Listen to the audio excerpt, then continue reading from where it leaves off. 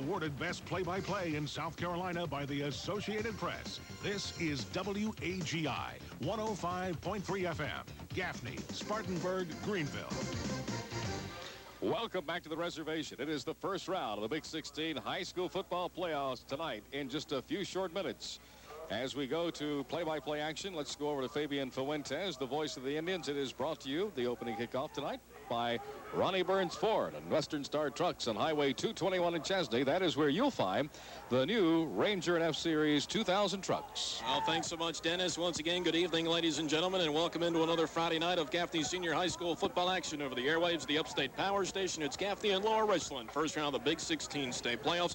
Only the second meeting all time between these programs. The first coming back in the opening round of the 1972 playoffs, with Lower Richland winning on that night 33-13.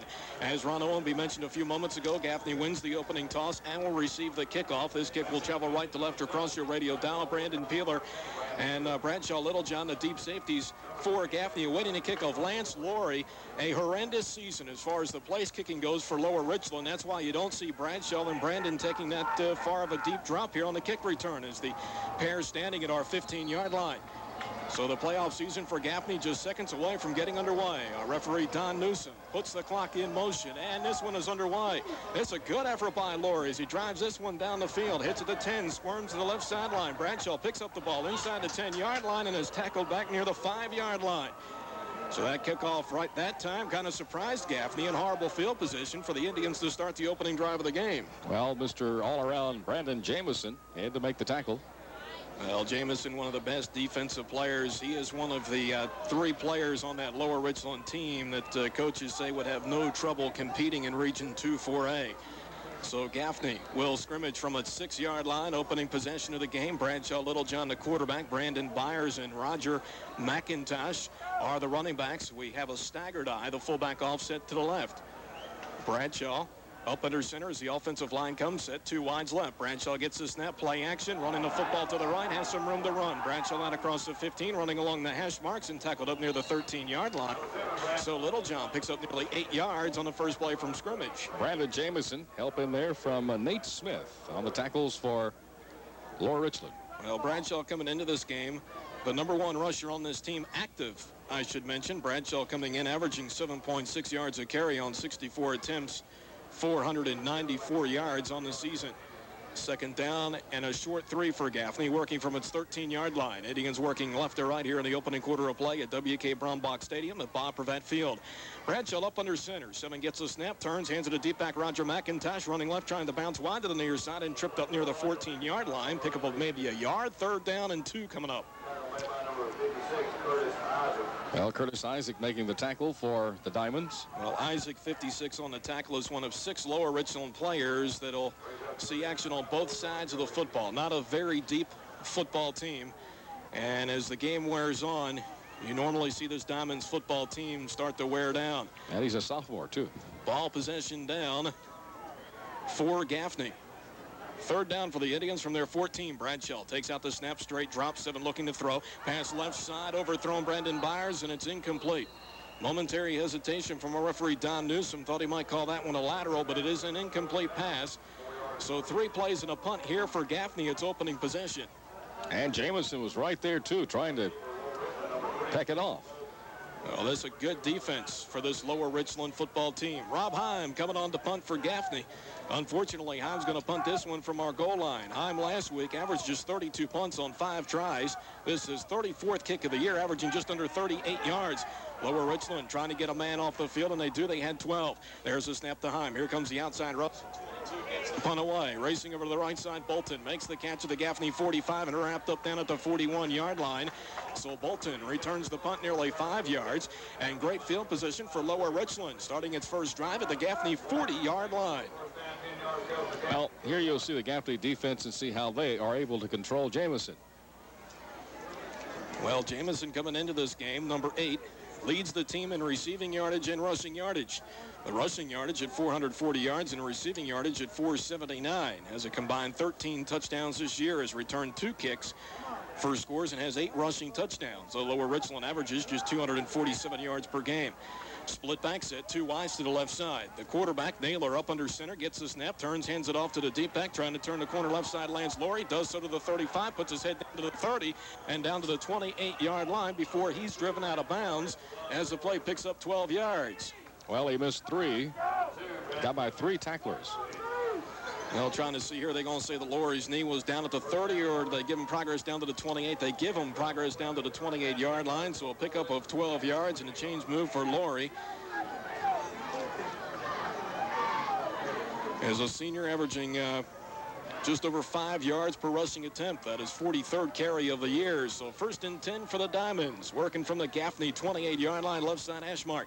Split back set. Naylor, the quarterback, gets the snap, tries to hand it off to Laurie again, and tackled behind the line of scrimmage. 82 tries to fight back to the line of scrimmage and hauled down for a loss of maybe half a yard. 2nd down and long coming up. Well, Jeff Littlejohn in there, and some help from Anthony Littlejohn. Well, so resetting the Gaffney defense for you. The ends are Billy Smith and Troy Wood. Jeff Littlejohn and Anthony Littlejohn making up the interior part of that defensive front. Roger McIntosh and Dory Brown are the linebackers. The corners, Terrence Dukes, Tron Dawkins. Also in the secondary, trying to see here, Roger Logan. Got B.J. Dover at the safeties. So 2nd down and 11. Naylor gets a snap. Lower Richland quarterback looking to throw. Fires down the left side. Overthrown and incomplete. Trying to go to Jamison inside the 5-yard line. And a penalty marker thrown in by our referee, Don Newsom. And holding the preliminary indication against Lower Richland. Clad in the Road Vegas gold jerseys tonight with the black numerals trimmed in white. Also wearing the black pants with the black helmets. Tell you something about the Lower Richland helmets in a minute here. You may see a different logo on each side of the helmet. And you are seeing that correctly. Newsom talking it over with our defensive captain, Jeff Littlejohn. Hold occurred, I think, back out at the 32-yard line, so the yardage would be marched off from there, I believe, if Gaffney opts to take the penalty. And now umpire Brian Childers marching off the yardage. So opening possession of the game for Lower Richland. Gaffney got the opening kickoff, 3 plays and a punt. Referee Don Newsom. Holding. Back time. 2nd down. Ready? So 2nd down and 22. Nearly 1/4 of the football field for Lower Richland to go. The Diamonds 2-9 during the regular season. Gaffney 10-1. Got 2 wide receivers to each side. Naylor from the shotgun gets the snap. 4 airs it out left side as he was under pressure into double coverage. And B.J. Dover makes the interception, falling on his back down at the Gaffney 5-yard line. Well, once again, you see the Gaffney defense really come to the top of the line when it comes to making those big plays. Well, it is interception number 36 of the year by this Gaffney defense, and it's the 18th interception thrown by Naylor as he threw that one into double coverage. So the good news is that Gaffney has the football, but for the 2nd time in as many drives, horrendous field position for Gaffney. Indians started their first drive from the 6, and now Gaffney scrimmages from its 5. We are scoreless with 8:59 remaining in the opening quarter of play. Bradshaw Littlejohn up under center. Fires a wing back right. We hand it off to McIntosh, trying to sweep the right side. McIntosh does so up to the 10. Stutter stepping to near sideline and out of bounds up near the 12-yard line. So McIntosh picks up nearly 7 yards on that 1st down carry. Gary McCausland making the tackle, actually pushing him out of bounds. Well, McIntosh, 24, saw extensive time in the preseason at the tailback spot, but ended up moving over to defense. Had just 1 rushing attempt coming into this game. Not in the opener against Hunter Huss for 11 yards. Of course, Gaffney without its top 2 rushers in Brian Martin and Keon Girdner. More on that in a minute. Gaffney with an eye set. 3 wides. We split 2 wideouts to the left side. 4 down linemen for that Lower Richland defense. The Diamonds with 7 up in the box. Bradshaw up under center as Lower Richland comes with the linebacker blitz. We hand it off to the deep back McIntosh working over the left side. Rocky fighting for the 1st down and pushes up to about the 18, which should be enough for a Gaffney 1st down. McCausland again on the tackle. Should be. Yeah, chains are going to move. Well, some good news coming out of the injury front for Gaffney this week. Brian Martin suffered a high ankle sprain last week in the game against Spartanburg. Martin, more than likely, will be able to play for the Indians next week if Gaffney wins this game. And Keon Girdner.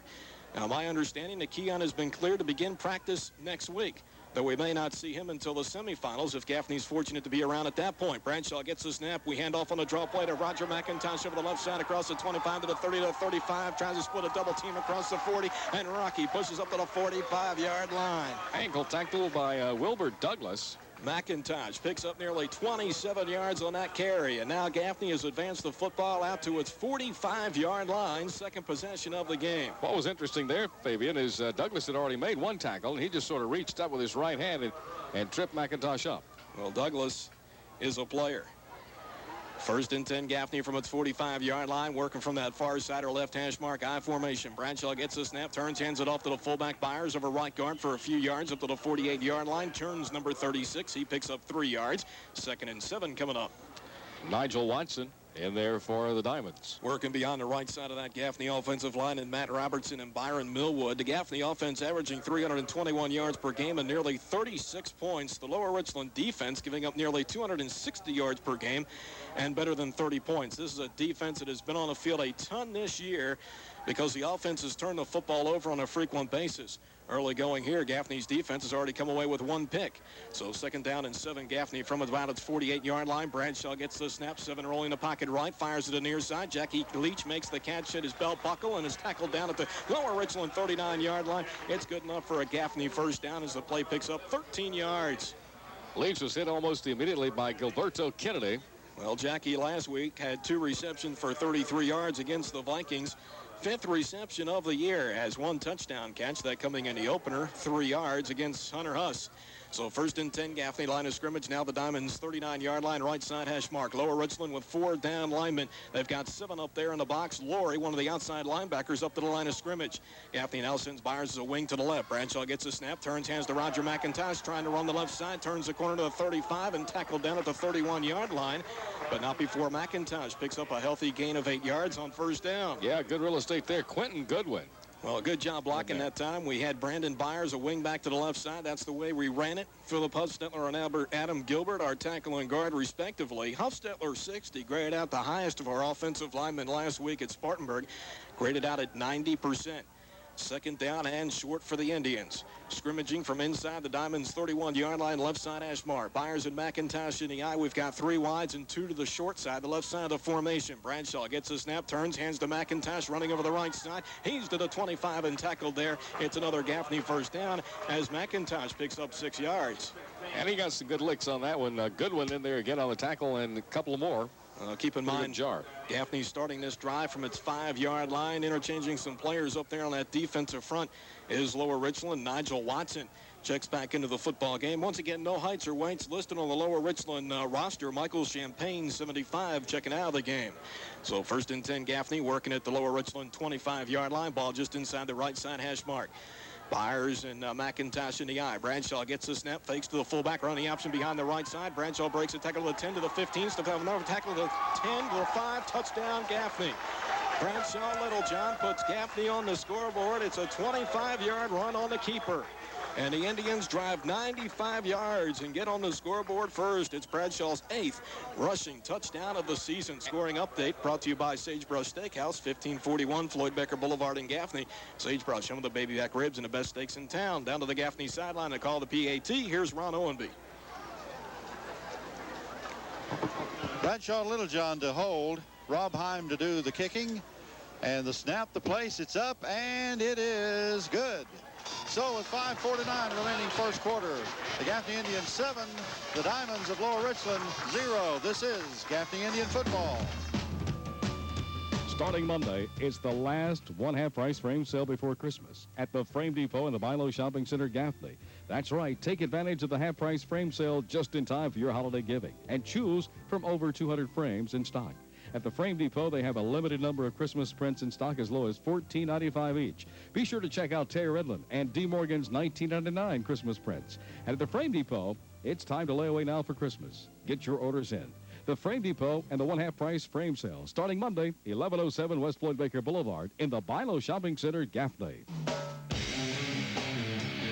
The Reservation 7-0 Gaffney with 5:49 remaining in the opening quarter of play. This Gaffney kickoff brought to you by Ronnie Burns Ford and Western Star Trucks on Highway 221 in Chesney. That's where you'll find the Ford Explorers. Gaffney's Rob Heim set tee the football up at our 40-yard line. This kick will travel left to right across your radio dial. Gaffney allowing just under 14 yards per kick return this year. This is the 74th kickoff of the season for Heim. Twin safeties Back deep, and Irvin Richardson and Brandon Jamison. Jamison lined up on the left side, number 8 with a pair of touchdowns this year. Heim with a high end over end kick as he angles it to the right sideline, taken inside the 10 by Richardson. Steps out of a tackle at the 15, pinballs across the 20 into traffic, and is finally hauled down up near the 24-yard line. So first and 10 for the Diamonds from their 24, trailing 7-0. Billy Smith got him. He got by Tron Dawkins just briefly. Well, great drive for the Gaffney offense that time. Second possession. Indians drive 95 yards down the football field. And had to go to the airwaves on one occasion.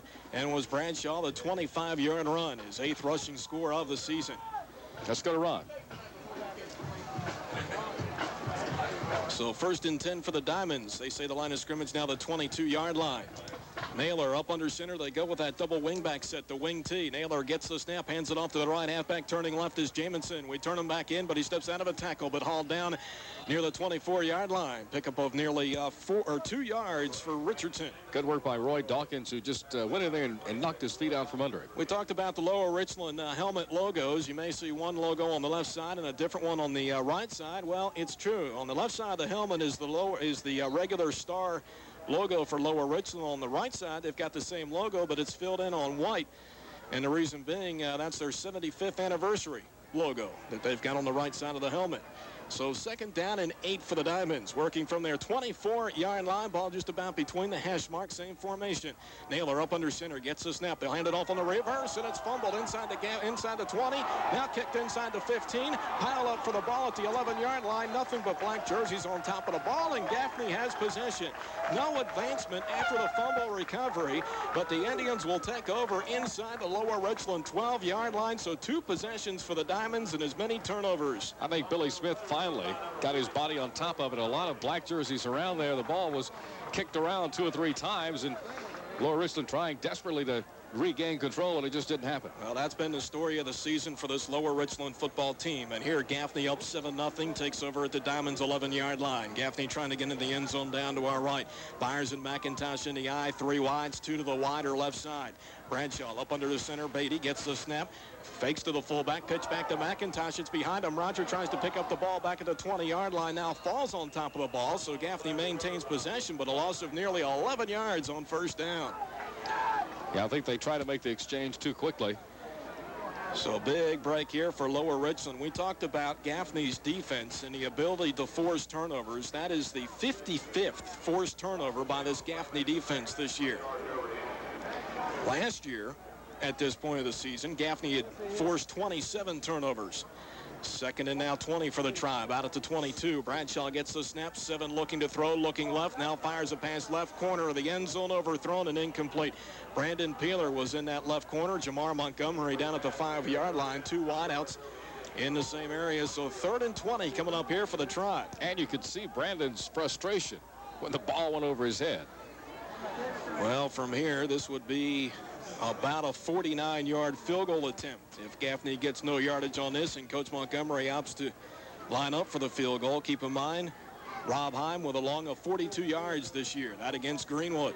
So 3rd and 20 at the Diamonds' 22-yard line, and now Gaffney will call a timeout, and we'll take the break as well. Opening round of the South Carolina 1999 4A Division I Big 16 state playoffs with 4:07 to go. Opening quarter of play. It's the Tribe 7 and the Diamonds 0. This is Gaffney Indian football. The Christmas shop is now open at Buford Street, True Value, 101 North Grenard Street in Gaffney. Open. A baby monitor. Oh, God, it's beautiful. You guys, you did it. You did. And guess what? We got you a matching set. Michelin, because so much is riding on your tires. We're still riding the Michelin tires because our daddy loves us. 7 remaining in the opening quarter of play. It is Gaffney 7 and Lower Richland nothing. 3rd down and 20 for Gaffney as we come back to play. The Indians working at the Lower Richland 20-yard line. Gaffney recovered a fumble down at the Diamonds 11-yard line. First play, we tried to go with the option pitch, but the ball thrown behind the back. McIntosh, who recovered back at our 22. So here we go. Teams in the line of scrimmage. Bradshaw gets the snap for Gaffney. Empty backfield. Curls left. Now going to throw back into the right corner of the end zone for Dover. Out of bounds and incomplete. B.J. Dover, the intended receiver, and now Rob Heim coming on for a field goal attempt. He has 7 on the season. And this one unofficially will come from about 38 or 39 yards out. That was only 10 yards off on my guesstimate the last time, so a season long of 42 yards. But for the call of this field goal attempt down to the Gaffney side, here's Ron Owenby. Well, Bradshaw Littlejohn to hold, Rob Heim to kick. It's up, it's wide to the left side, no good. So with 3:58 remaining in the first quarter, Gaffney Indians 7, the Lower Richland Diamonds 0. This is Gaffney Indian football. Wallace White Pontiac Buick GMC truck is now open in their new location on Highway 11 in Gaffney. Just take exit 92 off I-85, go up Highway 11 toward Chesney for 1 mile, and you're there. The new place looks great, with lots more room for cars and trucks, as well as their state-of-the-art service department. Stop in and see the new Buicks like the LeSabre, Regal, or Century. Test drive a brand new Pontiac Grand Am or Bonneville, and Wallace White has grand opening specials on all the popular GMC Sierra and Sonoma trucks. It's a great time of the year to buy, so shop with the local guys at Wallace White Pontiac Buick GMC truck, their new location on Highway 11 in Gaffney. Well, back at the reservation, 3:58 remaining in the first quarter of play. The Diamonds with the football. LR working from its 20-yard line. Naylor gets the snap, rolling the pocket to the right. He's under pressure and sacked inside the 10-yard line.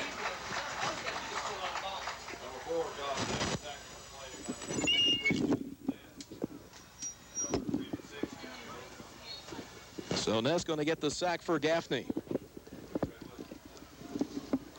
The Indians unofficially this year now with 43 sacks, well ahead of what we had a year ago at this time, a total of 31, so a loss of nearly 11 yards. So second down and 21, that Gaffney defense just pinning its ears and coming at the Lower Richland offense now. This is the third possession of the opening quarter for the Diamonds. First 2 of each ended in turnovers. Well, the last one did not hurt the Diamonds. So Naylor again from the shotgun, and our referee Don Newsom throws in a flag, and that's delay game penalty. Well, only the second penalty in tonight's game so far. Well, the Diamonds here heading in the wrong direction. Thought Naylor, the quarterback, may have signaled for a timeout there. Is he going to get it called or not? 7-0 Gaffney with 3:08 remaining in the opening quarter of play. Now whistle's blown and timeout Lower Richland. We'll take it 7-0 Tribe. This is Gaffney Indian football. Perry's Tire Service would like to express their appreciation to all of their cherished customers for their loyalty to Perry's Tire over the years. We have been... When you think about your bank, you probably don't think relationship. I mean, you can't exactly cuddle up with your checkbook at night. But you can get a little special treatment with this. Advantage checking from Bank of America. It actually rewards you with better rates on loans and CDs, free checks. It doesn't nickel and dime you with fees. Okay, it's not exactly like marriage. But then again, what is? Tonight, Stratford's the top seed. The Knights playing host to 8th-seeded Irmo. Lexington, number 4 seed, playing host to 5th-seeded Hillcrest. 3rd-seeded Sumter hosting 6th-seeded Orangeburg-Wilkinson. And, of course, the Gaffney Lower Richland winner moves on to the quarterfinals next week to face the survivor between Somerville and Orangeburg-Wilkinson. If Gaffney wins, the Indians are here a week from tonight. Lower Richland having to call a timeout. Teams back on the field and ready to go. Diamonds faced with a second down and 26 from their 4-yard line. Naylor from the shotgun. The LR quarterback gets the snap. Here's a swing pass left side. This is caught, and we make the tackle up near the 9-yard line. Billy Smith, our defensive end, coming up to make the stop. Dory Brown, the linebacker, in there to help Billy on the tackle. Gain of about maybe 4 yards on the play, advancing the football out to about the 9-yard line. So third down and a 10 coming up here. 3rd and 21. For Lower Richland. The quarterback, as we mentioned, Josh Naylor, a senior, has completed just 38% of his passes coming into the football game and has been intercepted 18 times.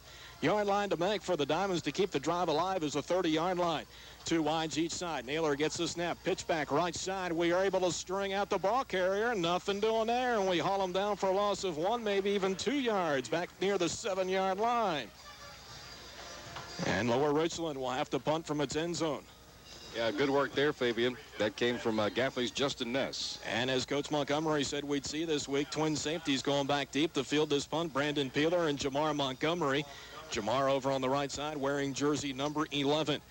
That's Brandon Jamison in punt formation. 18 punts this year. I don't think Lower Richland's got enough guys on the field. The players are gesturing for another guy to come on. Now we've got a stoppage of play if the Diamonds called a timeout. This thing's heading in the wrong direction right now for the crowd out of Columbia. 1:49 remaining in the first quarter. 7-0 Gaffney. Referee Don Newsom and our umpire Brad Childress talking things over. And dead ball. Offsides called against Lower Richland. Still trying to find that flag out there, but don't see it.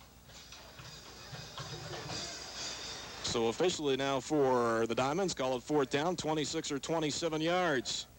Gaffney has blocked 7 kicks this year. Brandon Jamison standing 9 yards deep into the end zone awaiting the snap. Gaffney more than likely will get the football in great field position. There's a snap. Jamison with a quick kick out of there. High wobbly kick. Brandon Peeler makes the catch. Now fumbles the football out at the 42-yard line, and Lower Richland has fallen on top of the loose ball. Fumble recovery made by Quentin Edmonds. So Gaffney fumbles the punt, and Lower Richland will take over out at about its 41-yard line. Down 7-0 with 98 seconds to go, first quarter. Can't allow this football team to stay in the game, but right now the Diamonds doing just that. LR breaks the huddle. Out to the line of scrimmage. Naylor, the quarterback from the shotgun. Gaffney defensive front making the necessary adjustments against the Lower Richland offense. 4 awaiting the snap and gets it. Here comes the rush from the outside. Nowhere to go. Sacked back at the 35-yard line. Host of ball players in there. Trey Wood leading the charge for Gaffney. Jeff Littlejohn in there as well. Dory Brown making it a party back there. Gaffney defensive front, as we mentioned in the pregame show, 17 sacks over the last 3 football games. That's the 2nd sack of the game for the Gaffney defense and the 44th of the season. Jeff Littlejohn coming out of the Gaffney defensive front now. The Indians in there with 3 linemen being Billy Smith, Trey Wood, and Anthony Littlejohn. Anthony Littlejohn, 56, the nose guard, leading Gaffney in tackles for losses this year with 16. 2nd down and 17 for the Diamonds from their 36-yard line. Naylor from the shotgun. 4 gets the snap, rifles this pass left side, incomplete. Trying to go to Irvin Richardson, and 6 could not hang on to the football up at the 44-yard line. So 3rd down and 17. Trent Richburg now coming into the game for Gaffney as Billy Smith and Trey Wood check out of the football game. And Brandon Sullivan coming in there. So Sullivan, 74, seeing some time up there on that defensive line right now. So Jeff Littlejohn and Trey Wood and Billy Smith getting a breather over here on the Gaffney sideline. Don't see anybody being attended to by the training staff. Good news. So ball possession down for Lower Richland, 3rd and 17. Naylor gets the snap from the shotgun. Here comes the rush from the outside. He throws over the middle. This is caught, but we make the tackle up at the 39-yard line. Not even back to the original line of scrimmage. So 4th down and about 13 coming up for the Diamonds. Well, he was hit first by Justin Ness, and then Dory Brown sort of shut the door on it. Well, LR unable to do anything after recovering the fumbled punt. Brandon Peeler and Jamar Montgomery's twin safeties back in deep to field the punt. Second one of the evening for Brandon Jamison. When you average just 16 points a game and your punter has only 18 attempts coming into this game, that means you've turned the ball over. There's a snap, the kick. High end over and kick drifting to the Lower Richland sideline. Hits at the Gaffney 36-yard line. Sideways bouncing down just about at that spot over there on the Diamond sideline. So 1st and 10 for Gaffney from about its 35 or 36-yard line. 7 seconds remaining in the opening quarter. Indians lead 7-0. Gaffney getting on the scoreboard its 2nd drive, a 95-yard drive it was. Bradshaw Littlejohn, his senior quarterback, the 25-yard run on the keeper. Rob Heim added the point after. Game summary brought to you by Fats Cafe of Gaffney, where you'll enjoy special lunch items from $4.99 to $5.99. Call them at 488-0310. I enjoyed the Calabash chicken last night. Suggest you try the same. 1st and 10, Gaffney. Bradshaw gets the snap, turns, hands it off to the D-back Roger McIntosh, 24, trying to run right, but tackled behind the line of scrimmage back inside the 35. But a penalty marker coming in at the pile there from the referee, Brad Childress. 0.3 of a second remaining in the opening quarter, and holding the preliminary indication against Gaffney, dressed in the home black jerseys with the Vegas gold pants. Well, 3 turnovers combined for these teams in the opening quarter of play. So yardage taken off from the spot of the foul. Takes the pigskin inside the Gaffney 25-yard line.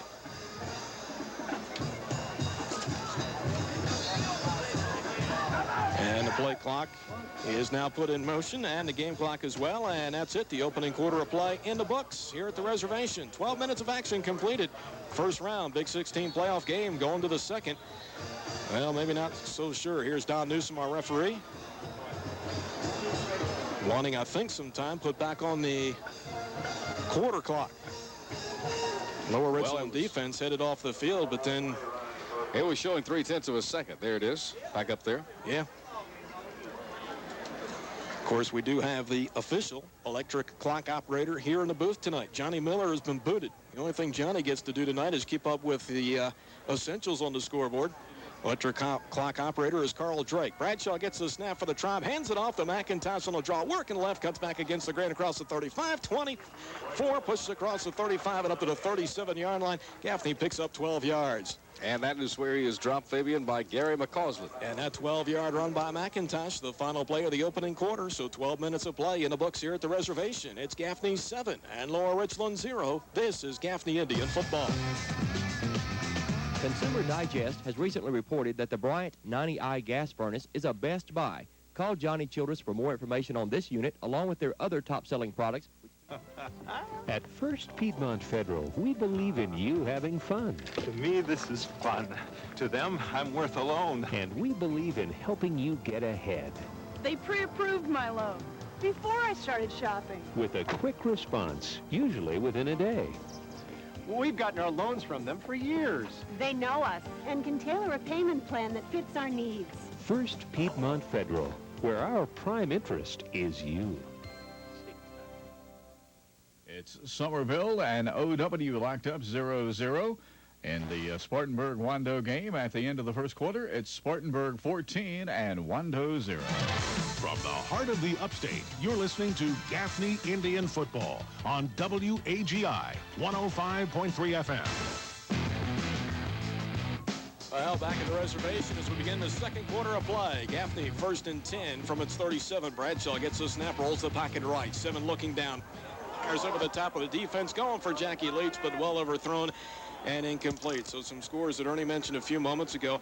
At Spartanburg-Wando, things only going to get worse. 14-0 right now. The Vikings on top while the Green Wave and the Bruins scoreless. For those of you that have thoughts about taping tonight's game, Dennis has these words for you. Well, Gaffney High School Indian Football is a presentation of Gaffney Broadcasting Sports through authority granted by Gaffney High School, and it's intended for the private, non-commercial use of our listening audience.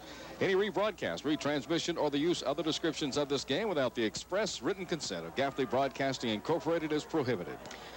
It's 3rd down and 8. Gaffney from its 37-yard line. Bradshaw from the shotgun. Lower Richland rushing 6 as Bradshaw looks to throw. He's going to run the football. 7 out across the line of scrimmage, and then gang tackled up at the 39-yard line. Well short of the first down. 4th and 6 coming up here for the Tribe. Yeah, they came out of nowhere, it seemed like. Fabian Jamison in there. Well, it's pretty tough to outrun Jamison. Leading their number 2 on the team in tackles coming into this game is number 8. So Gaffney will have to punt the football. Single safety. Dropping back deep is Jason Bolton for Lower Richland. This kick will travel right to left across your radio dial. Rob Heim in punt formation. Well, the LR trying to get one extra guy on the field, and they do just as the ball snapped. 22 gets the snap, and Heim gets the punt away. High kick. Bolton calling up, calls for the fair catch, and makes the catch at the Diamond's 33-yard line.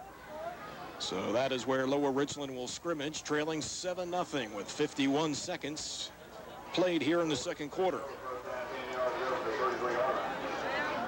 Well, we talked about some of the other matchups tonight in the Big 16 playoffs. We talked about Gaffney's bracket. Rounding out things in the upper state bracket, 3rd-seeded Dorman hosting 6th-seeded Lancaster, and 7th-seeded Rock Hill on the road tonight at 2nd-seeded Sumter. Northwestern playing last night. 5th-seeded Trojans on the road lost at 4th-rated Richland Northeast, 29-19. Double wing back set. Naylor gets the snap running the option behind the right side, able to turn the corner, but 4 hammered from behind up at the 40-yard line. 2 penalty markers, now 3 penalty flags coming in where we made the tackle as the play picks up 7.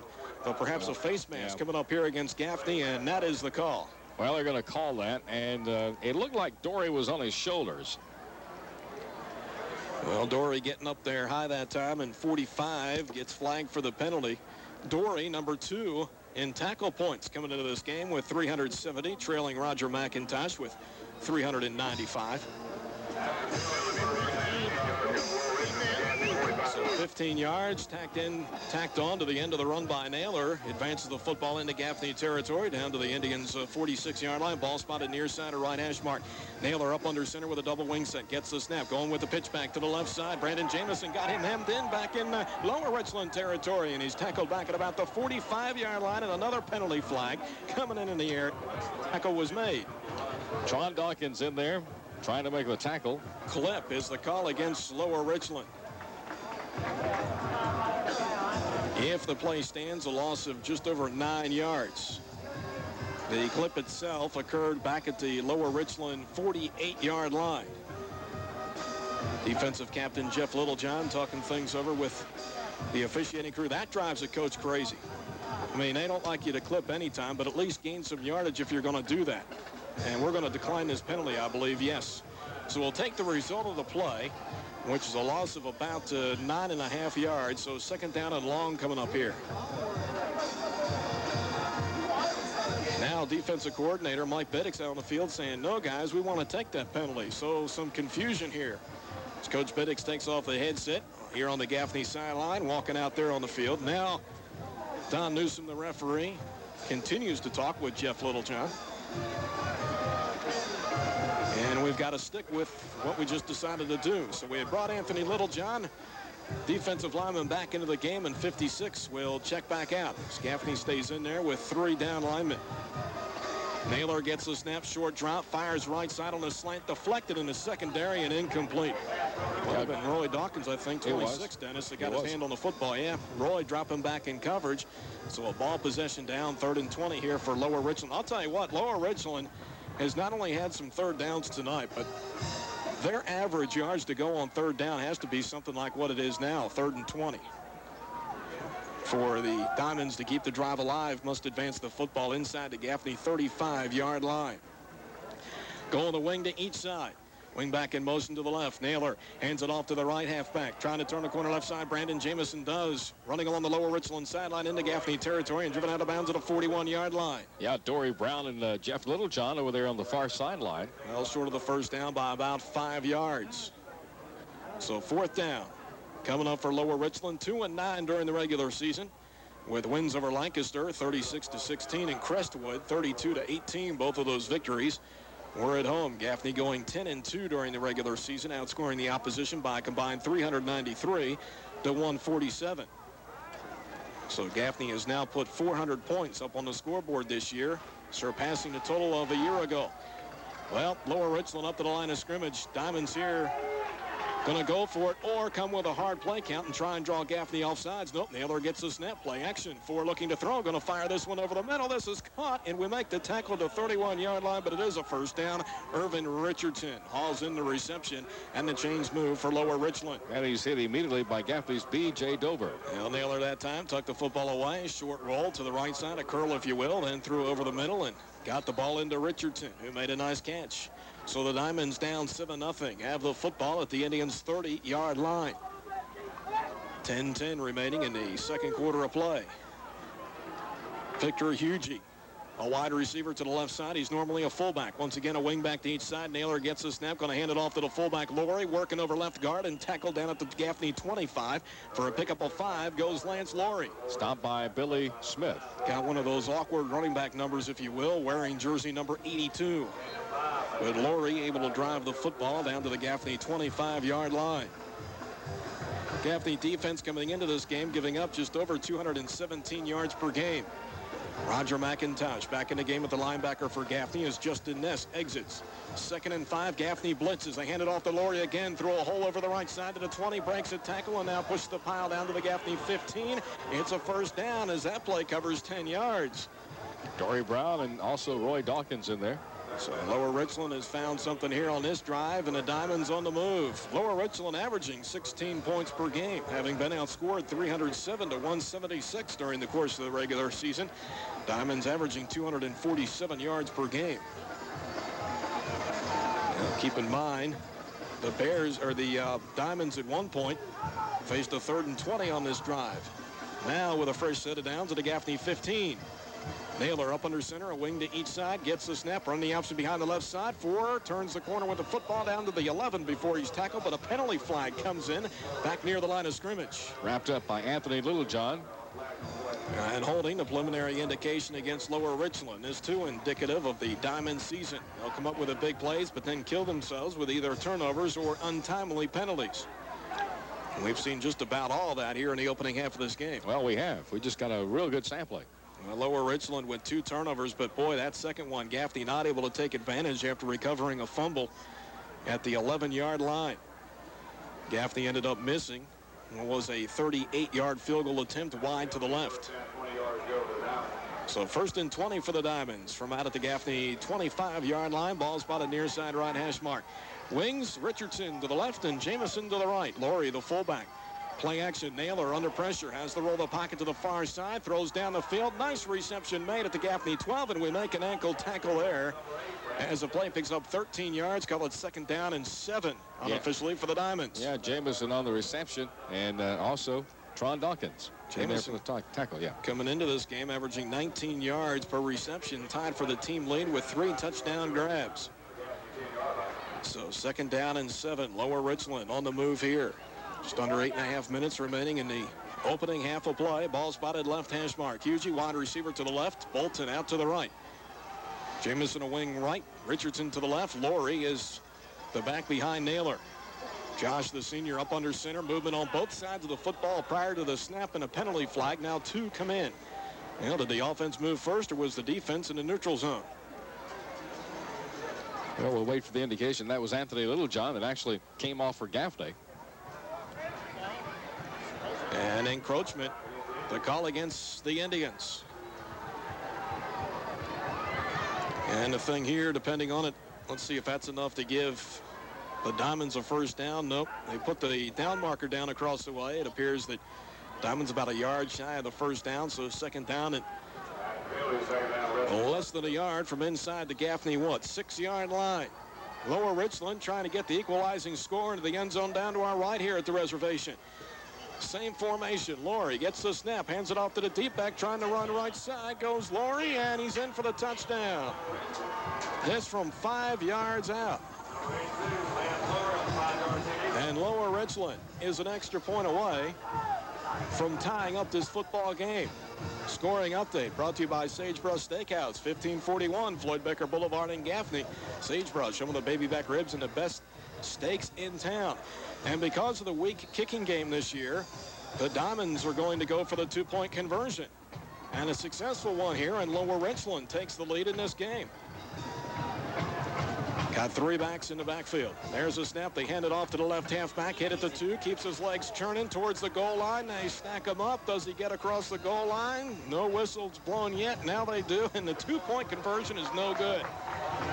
So it's a 7-6 Gaffney lead with 8:05 remaining in the opening half. This is Gaffney Indian football.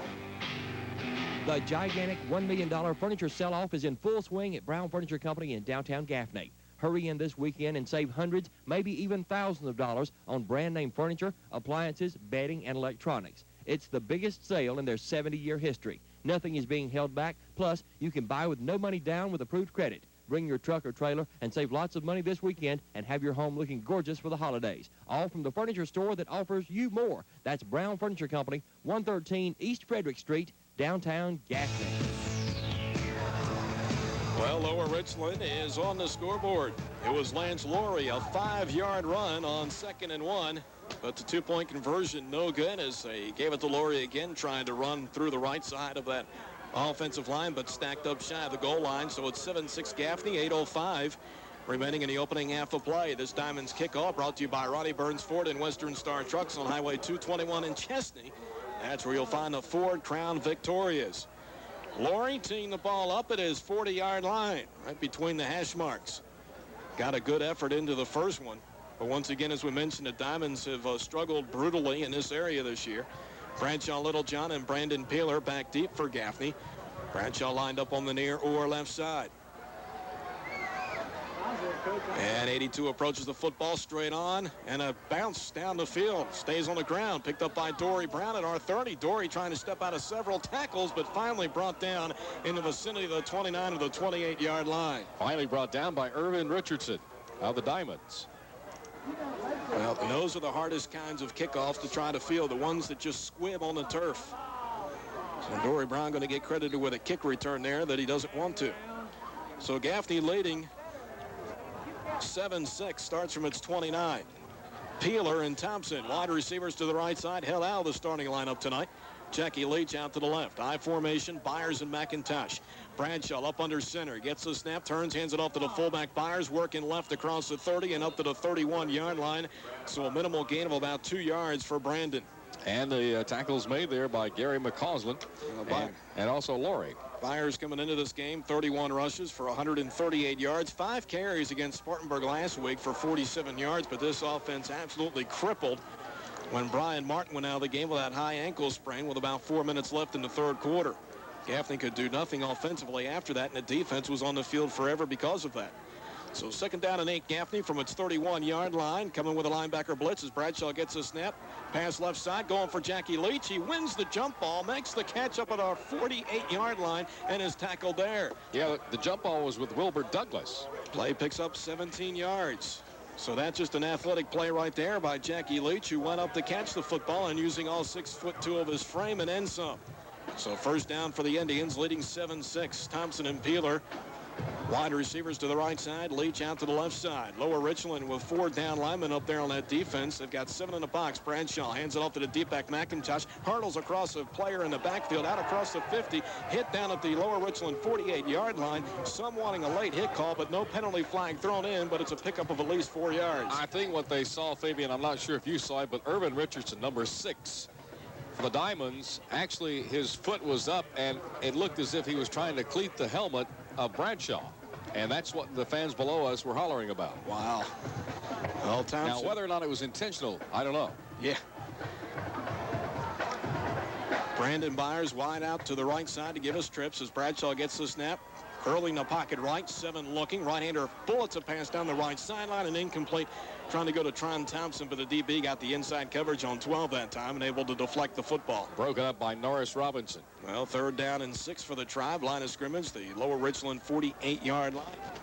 Gaffney, as we mentioned, kept this game 10-1 during the regular season. He only set back last week against Spartanburg at 14-6, and that was a game that Gaffney led 6-0 with 5 minutes to go in the football game before the Vikings able to victimize a tired Gaffney defense. So 3rd down and 6 from the Diamonds 48 for the Tribe. Lower Richland rushes 7 as Bradshaw gets the snap. Swing pass back to the left side, caught by McIntosh, but tackled after a gain of 1 down to the 46 or 45-yard line. Nigel Watson in there. But a penalty marker back there where Bradshaw was hit as he threw the football. And might be in the area of perhaps a late hit. Remember, Dennis mentioned a few moments ago that they came close to hitting Bradshaw illegally, and roughing the passer is the call against the Diamonds. So 15 yards tacked on to the end of the pass completion here. So 1st down for the Tribe. Gaffney leading 7-6 with 7 minutes remaining in the opening half. A reminder, at halftime tonight, we have a special guest. We'll also talk with Gaffney head coach Joe Montgomery about the events of the opening half of play, and we'll take a look at those first half statistics, courtesy of Kenny Phillips. Pushing those numbers, crutching over here. Working hard at it. One of the best. So they march the penalty off against the Diamonds. 1st and 10, Gaffney from the Lower Richland 31. Bradshaw gets the snap as they come with a linebacker blitz. Hands off to McIntosh, and he's buried back behind the line of scrimmage at the 34-yard line. Loss of 3 yards. Gary McCausland in there on the tackle. I think some fans below us wanted a late hit again on Lance Laurie, who came in after the play had been blown dead. Well, right now I got 5 in there to block, and Lower Richland coming with 7 on the rush. They came with 5 and then 2 on the linebacker blitz that time. 2nd down and 13 for Gaffney. At the Diamond's 34 left hash mark. Linebacker again shooting up to the gap and comes as Bradshaw gets a snap. Hands off on the draw to McIntosh. He's to the 30, but tripped up on a great open field tackle at the 28-yard line. Play picks up 6, but 3rd and 7 coming up. That was by 82 Laurie. Wow, what an athletic move by Laurie. I mean, it looked like McIntosh might be off to the races as he worked the left side. No, grabbed the shoestring, I think. Well, in fact, Coach David Moore calling me this week just after he got off the phone with Wake Forest officials, and I believe Wake Forest has offered 82 a full ride. One of the better players, if not one of the top defensive players in that region, Region 4, that Lower Richland competes in. 3rd down and 7 for Gaffney at the Diamond's 28-yard line left hash mark. Play clock close to expiring, and the penalty flag comes in. Delay a game against the Tribe. Well, that was one of the things that Coach Montgomery talked about in pregame tonight. One of the things he had worked on, said we would not see the play clock expire this week, but guess what? It did. Now his offensive coaching staff makes its way along the near sideline back to 3rd down on the snap. Close to where the huddle is. So 3rd down and 12 for the Tribe. Gaffney leading 7-6 with 5:34 remaining in the opening half of play. Tron Thompson, a wide receiver to the right side.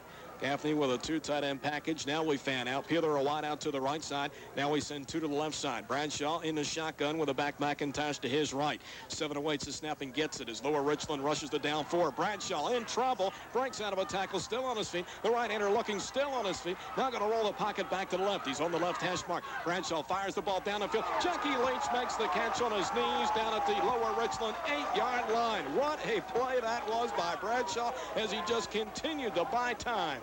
He sure did, and he used his head real wisely there because he was left, right, even down the middle one time. Didn't work, went back to the right, found him down there and said, there it is, let's go. Wow, 25 yards on the pass completion, and it is 1st down and goal for Gaffney. You talk about taking the steam out of a defensive front. They had to chase Bradshaw around a little bit, but 7 able to buy enough time. Nothing but athleticism, and Gaffney knocking on the door. 1st and goal at the 8-yard line, left side hash mark. Gaffney trying to get in the end zone down to our left. Byers and McIntosh in the eye. 3 wides to the right. Bradshaw gets a snap, hands to McIntosh on the lead play left. McIntosh tries to cut back. It is downed at the 7-yard line, gain of about a yard. By Lance Laurie. Gaffney's score tonight coming on its 2nd possession of 95 yards. Bradshaw Littlejohn, the 25-yard run on 1st down. Himes Point after gave us a 7-0 lead. Lower Richland getting on the scoreboard with 8:05 remaining here in the opening half. Lance Laurie, a 5-yard run. The 2-point conversion run failed, so 7-6 Tribe. It is 2nd down and goal from the Diamond 7. Bradshaw up under center, gets a snap, turns, hands to McIntosh, and pushes into the line of scrimmage left side down to the 5 before 24 is wrapped up. 3rd down and goal from the 5. Stop there by number 67, Calvin Elps.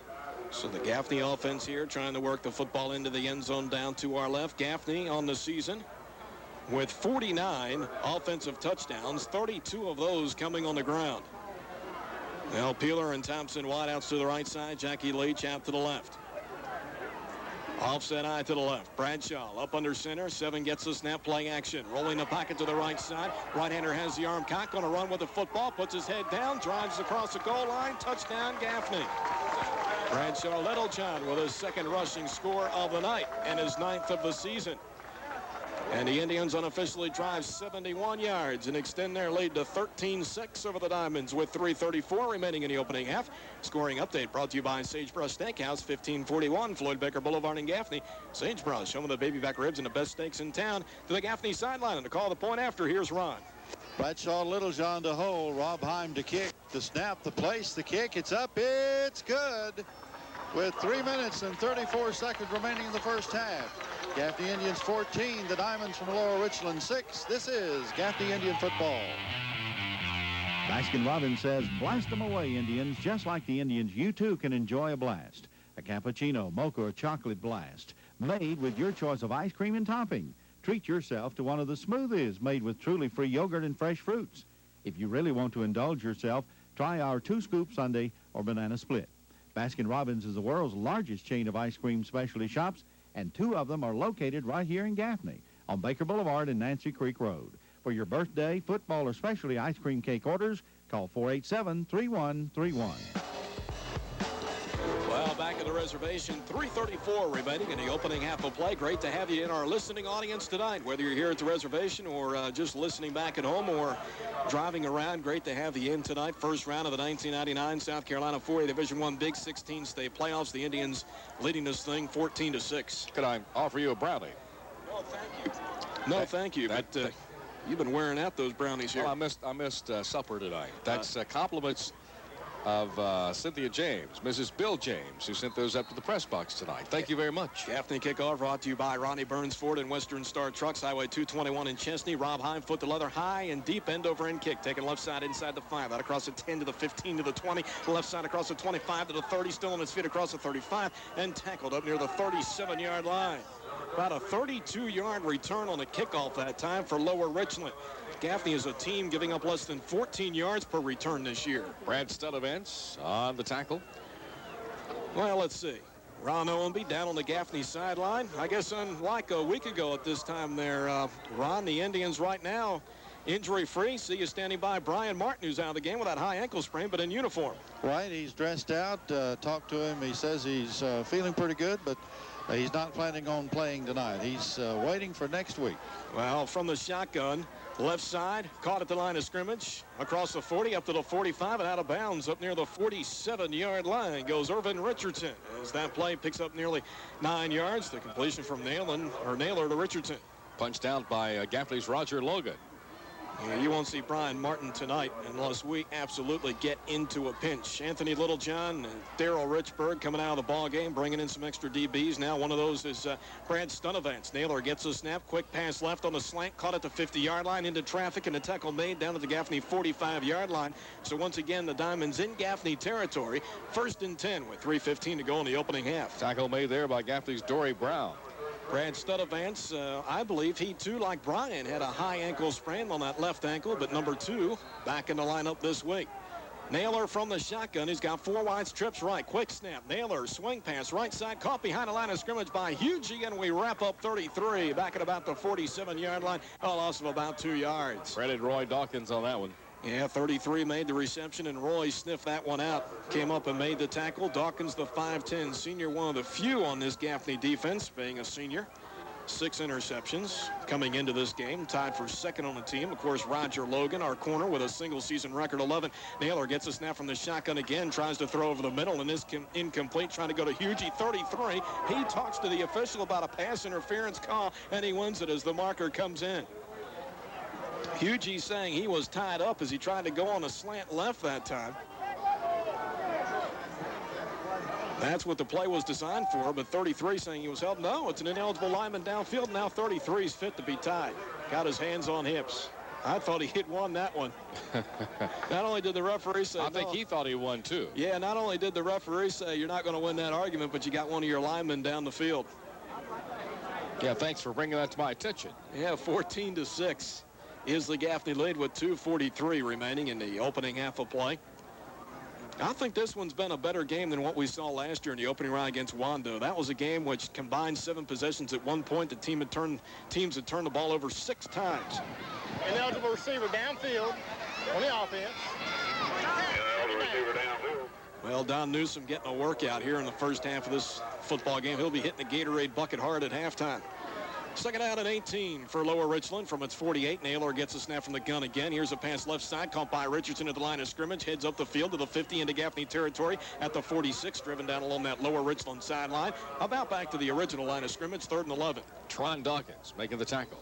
Well, Tron getting a start tonight. Originally penciled in at that safety position. As Gaffney starting out the game with, I think it was 5 defensive backs. So 3rd down and 11 for the Diamonds. Naylor going to call his own number on the quarterback draw, and that does nothing as he's stuffed out at the line of scrimmage.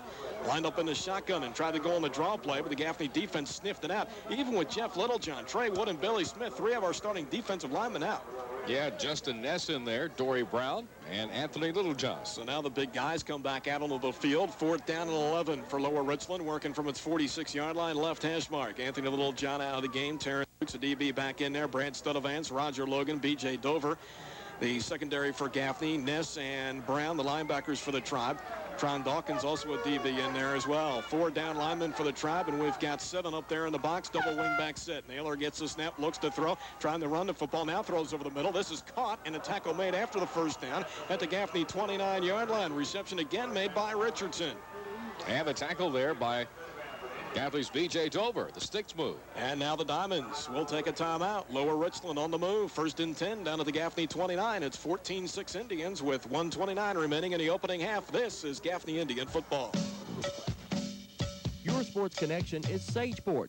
Your time is valuable, so the Tide Car Wash is fast. A clean car in about 15 minutes. We don't use brushes, just naturally gentle chamois cloths. Washes start at $9.95, or choose the value of the manager's special. Full wash, 2 coats of polish, 1 coat of sealer, underbody rust inhibitor, plus tire gloss and interior fragrance. All for only $16.95. The Tide Car Wash with the exclusive 24-hour rain guarantee. 1606 West Floyd Baker, next to the Gaffney Ledger. Well, alongside Dennis Fowler, Ron Owenby down on the field, Fabian Fuentes, 1:29 remaining in the opening half of play at the Reservation. It's Gaffney 14 and Lower Richland 6. As we come back to play out the Diamonds timeout, LR with a 1st and 10 at the Gaffney 29. Naylor gets a snap out of the shotgun, firing over the middle and incomplete. In and out of the hands of Lance Laurie as 82 tried to reach above his head and haul in the pass down at the 10-yard line, but could not hold on. Yeah, just sort of tip. Tell you what, this quarterback, Josh Naylor, coming into this football game, having completed just 38% of his passes. And we had mentioned 17 interceptions coming into this game for number 4, but a number of times they tell me the balls go in and out of the wide receiver's hands, only to be intercepted by the defense.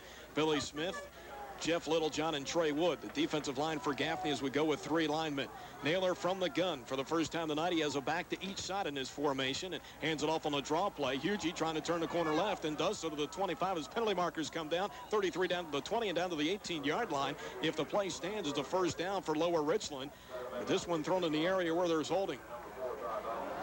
Of course, we're on tonight now. Lower Richland clapping, saying that this is against the Gaffney defense. Referee Brad Childress talking it over with our referee Don Newsman. This against the Tribe. Face mask. That's what, the 2nd face mask against Gaffney. That's right. Well, 78 seconds remaining in the opening half of play. One thing, if you're Gaffney, you don't want to see Lower Richland stick this one in the end zone.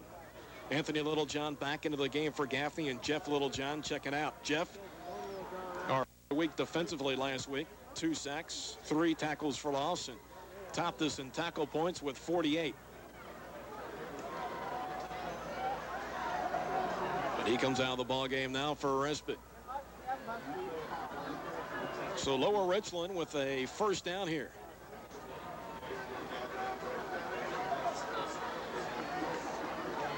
Of course, also at halftime tonight, we'll have a peek at some other scores from around the Big 16 playoffs. So 1st and 10 for the Diamonds inside the Gaffney 15-yard line. It's Gaffney 14 and the Diamonds 6. But Lower Richland looking to tie the game up. Naylor up under center, a wing to each side, hands it off to Laurie, the back, working right down to the 10-yard line on the inside handoff. Pickup of about 5 yards. 2nd down and 5 coming up. Roy Dawkins, Dory Brown. Now bringing back a DB out of the game now. Studevant's out. Jeff Littlejohn back in. And Don Newsom blowing his whistle, holding things up a little bit as they try and unstack that pile.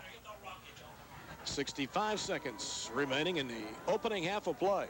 Gaffney's 2 scores tonight, courtesy of Bradshaw Littlejohn. The quarterback, a 25-yard run, most recently a 5-yard run. Lance Laurie, a 5-yard run for Lower Richland. 2nd and 5 from the Gaffney 10. Naylor gets the snap, running the option behind the left side. Hit at the 10 and drives down to about the 8-yard line before he's tackled. Who made the initial hit and then got support. Yeah, B.J. Dover got in there and was working hard trying to wrap him up, and here come the cavalry. Well, the game clock remained in motion, so the Diamonds had to burn a timeout. We'll take it as well. 46 seconds remaining in the opening half. 3rd and about 4 for the Diamonds. When we come back, it's 14-6 Indians. This is Gaffney Indian football.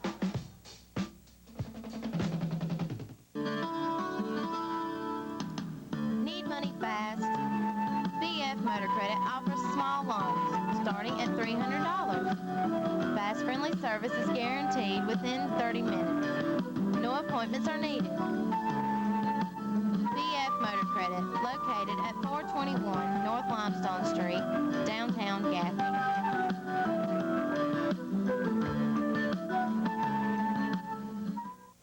46 seconds remaining in the opening half of play here at the reservation. First round of the South Carolina Big 16 state playoffs. 14-6 is the Gaffney lead. As Lower Richland took the timeout, the Diamonds out of timeouts.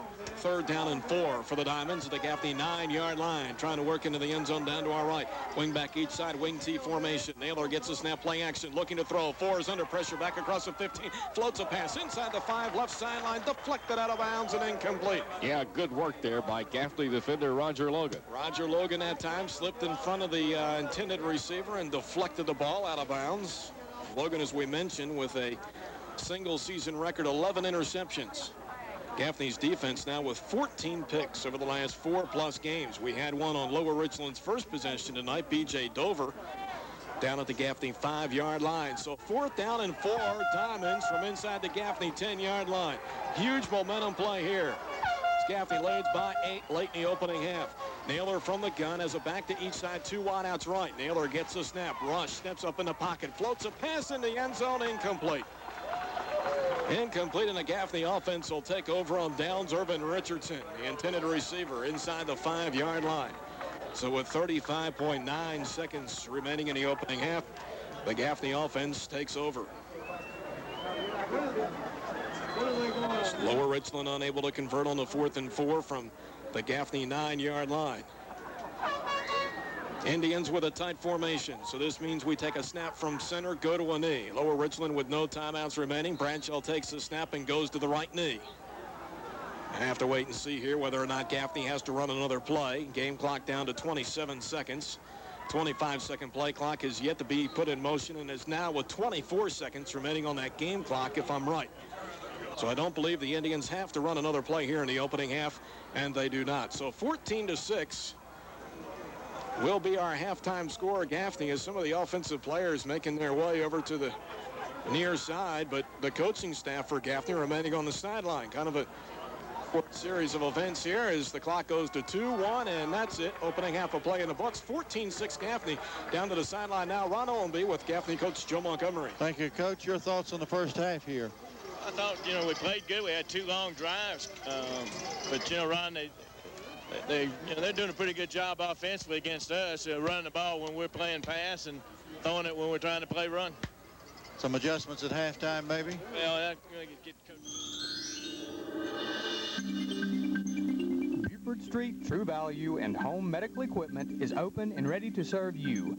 We offer a full line of hardware items to help you with all of your home fix-ups. We also offer a complete line of housewares, toys, and gifts for that special occasion.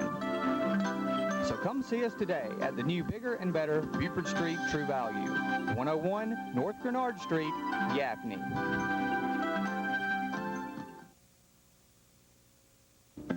It's a great time to visit Wallace White Pontiac GMC during Closeout 99. Save thousands of dollars on all remaining 1999 models. We also have dependable pre-owned vehicles. Technicians are on hand to take care of any repairs your vehicle needs.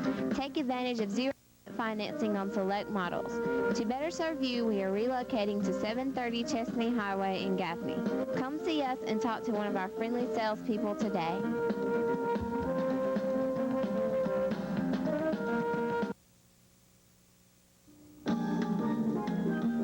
Daniel's Den of Flowers is proud to sponsor the Gaffney Indians football team. Delivery is available and free for hospitals and funeral homes. Rental for wedding equipment is also available. Daniel's Den of Flowers, serving Gaffney and Blacksburg. For quality and service is our motto. 313 North Limestone Street, downtown Gaffney.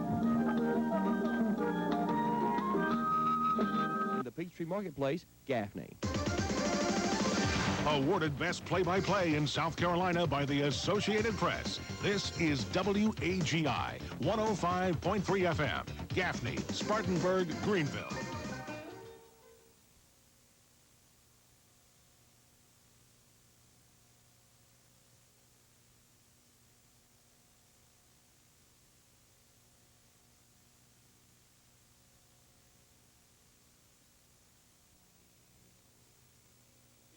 seeded. Sumter tied at 7, but Rock Hill is a heck of a football team. Oh, yeah, no question about that. That's going to be a good one. And we keep hearing that it may be Coach Jim Ringer's last year. He may be retiring.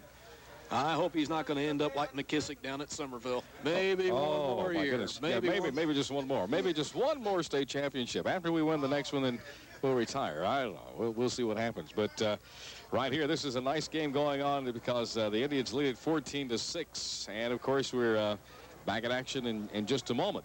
In fact, coming up in just a second as we've had the pre-warm-ups coming up in now the kickoff of the second half, brought to you by Roddy Burns Ford and Western Star Trucks, Highway 221 in Chesney. That is where you're going to find the new 2000 Expeditions on display right now. So go by and check them out first thing tomorrow. And back over to the second half of play-by-play action. More from the voice of the Indians. Here is Fabian Fuentes. Get to the opening half statistics in a few moments here. We'll run those down for you as we get the third quarter underway. Gaffney will kick off to start the second half. Rob Heim trotting out there. He'll tee the football up at our 40-yard line over on that far side or right hash mark. Once again, twin safeties going back deep for the Diamonds. Brandon Jamison lined up on the left side, and on the right, Irvin Richardson. So Gaffney leading this game 14-6. We're about to start the third quarter of action. Roger Logan, one of our kickoff return coverage guys, sprinting up to Rob Heim that time, whispering something in his ear. Let's see if we go with a directional kick. 22 approaches and puts foot to leather. High, end over end, directed kick to the near side. Hits the 25, still loose inside the 20-yard line. Pile up for the ball, down at the 12-yard line, and Gaffney has the football. How about that? Wow. I think that might have been Richburg that fell on top of the ball, but 52 getting up hurt. Oh, my. Of course, maybe he just fell on top of that football in his breadbasket. I think that's what happened. I think because you can tell the way he's been over there that he's had the air knocked out of him, but we'll check in with Ron with an injury update in just a moment after we go to this next play. Well, how about that? Gaffney takes over at the 13-yard line. We went with a directional kick that went unfielded. Bradshaw, quick pass left side, caught by Jackie Leach at the 4, and he struts across the untouched. It is team.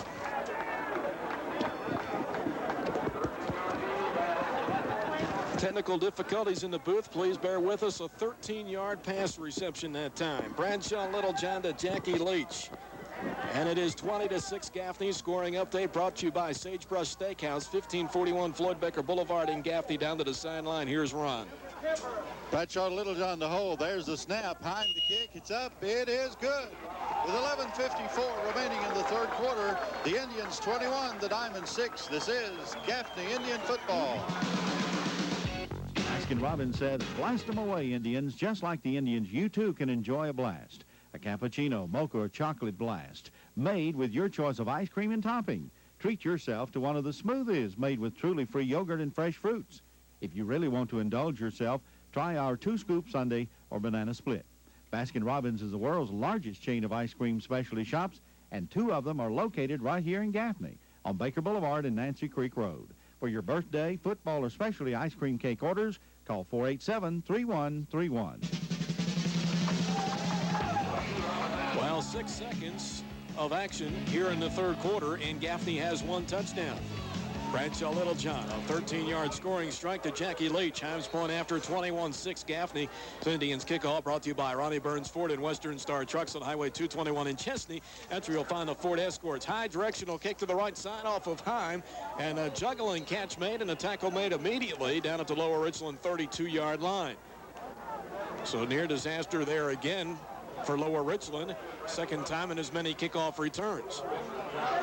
Well, I think, Fabian, maybe it could be what we talked about at halftime. We could be beginning to wear them down. Well, one of the things, you know, Rob Heim with a directional kick, opening kickoff here in the third quarter, drifted to the near side, actually hit inside the 25-yard line, got past the return man, and Gaffney able to recover down at the Lower Richland 13-yard line. So the Diamonds working from their 32. They'll hand it off to the right wing back, trying to run left side. Jamison stacked up on the line of scrimmage, so nothing doing there for number 8. And the tackle made there by Tron Dawkins and Billy Smith. And momentarily, we'll get to the stats from the opening half of play. No gain on the first ground rushing attempt here in the third quarter. Second down and 10 coming up here for Lower Richland. Take a look at that Gaffney defense we've got out there. And Ness, one of the linebackers for the Tribe. I think we've got McIntosh, or is that Dory Brown? Brown at the other linebacker. Wood and Smith, the ends. Anthony Littlejohn and Jeff Littlejohn, the interior part of that defensive front. Naylor gets a snap. Play action, looks to throw. Flushed out of the pocket, fires up the field. This complete to Laurie out across the 40 and tackled up near the 44-yard line. Good enough for a Lower Richland first down as the play picks up over 13 yards. Terrence Jukes along with B.J. Dover making the tackle, but not before the first down. A little crossing pattern that time. Gaffney in the opening half running 29 plays from scrimmage for 164 yards. Lower Richland 31 plays for a total of 107 yards. Lower Richland 16 rushing attempts as a team for 29 yards. Gaffney 20 attempts for 105 yards. Passing wise, Gaffney's Bradshaw Littlejohn 4 of 9 for 59 yards, and Naylor for Lower Richland 9 of 15 for 78 yards. First and 10 for the Diamonds, working from their 46, right side hash mark. Naylor the snap from the shotgun, going to air it out down the right sideline, overthrown and incomplete. Trying to go to a streaking Brandon Jamison, a penalty marker near the line of scrimmage. Tossed in there by our umpire 99.9% of the time. This is holding, but this is an eligible lineman down the field. Second time we've seen that against the Diamonds in this game. And it wasn't jailbreaker any time, not as if Naylor had to run for his life. Gaffney signaling to decline this penalty. And we do to bring up the second down and 10. Let's see, breaking it down. We're downfield on the offense. Decline, second down. Bradshaw in the opening half, 5 carries, 37 yards. Had the 2 touchdown runs at 25 and 5 yards. And we'll complete the halftime stats when we come out of this timeout taken by the Diamonds. 10:35 to go in the third quarter. It's the Indians 21, Lower Richland 6. This is Gaffney Indian football. Holidays are here, and Sage Sporting Gaffney has all the hottest styles of athletic clothing and shoes on sale now. Your time is valuable, so the Tide Car Wash is fast. A clean car in about 15 minutes. We don't use brushes, just naturally gentle chamois cloths. Washes start at $9.95, or choose the value of the manager's special. Full wash, 2 coats of polish, 1 coat of sealer, underbody rust inhibitor, plus tire gloss and interior fragrance. All for only $16.95. The Tide Car Wash with the exclusive 24-hour rain guarantee. 1606 West Floyd Baker, next to the Gaffney Ledger. From their 46, Naylor to snap from the shotgun. Hit as he throws down the left side. Wide receiver up, and he makes the catch at the Gaffney 30. It's a foot race to the end zone. We try to make the tackle from behind inside the 5, and we bring him down at the 1-yard line. I think it was Brandon Jamison 8 that made the reception. Boy, they hit the home run ball that time. Naylor pressure got hammered as he threw the football deep down the left side. Yeah, he did. It was Jamison who had a step on the defensive back. 8 able to haul in the pass and advances the football down to about the Gaffney 1-yard line, and it brings up a first and goal for the Diamonds, down 21-6. Caught that one over his shoulder. Well, as far as the ground game for Lower Richland in the opening half, Laurie, 5 carries for 31 yards, including a 5-yard touchdown run. So first and goal for the Diamonds inside the Gaffney 1. Naylor up under center, tries to go on a quarterback sneak over center, pushes off to the left side. He's into the end zone for a touchdown, but the ball comes loose. They've signaled a touchdown. The beanbag came flying in there. They're still signaling touchdown. Well, penalty marker coming in there as well. So let's hold everything here. Assisting the runner is the call against Lower Richland. Wow, that's the first time I've ever seen that one called. Not that it isn't a good call, but that's the first time I've ever seen that call. Assisting the runner.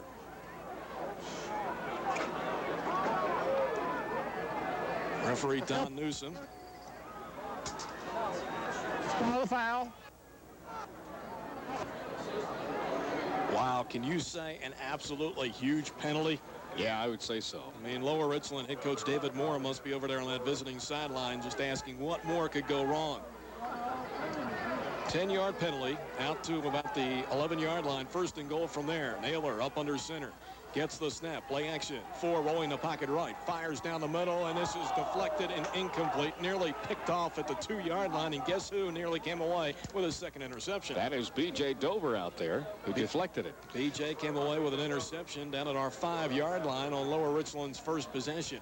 Let's go down to Ron Oebe with this injury update brought to you by Carolina Sports Medicine and Orthopedic Clinic. Thanks, Dennis. Richburg fell on the football a while ago, just had the breath knocked out of him, and he's okay. All right, injury update brought to you by Carolina Sports Medicine and Orthopedic Clinic, 104A Professional Park in Gaffney.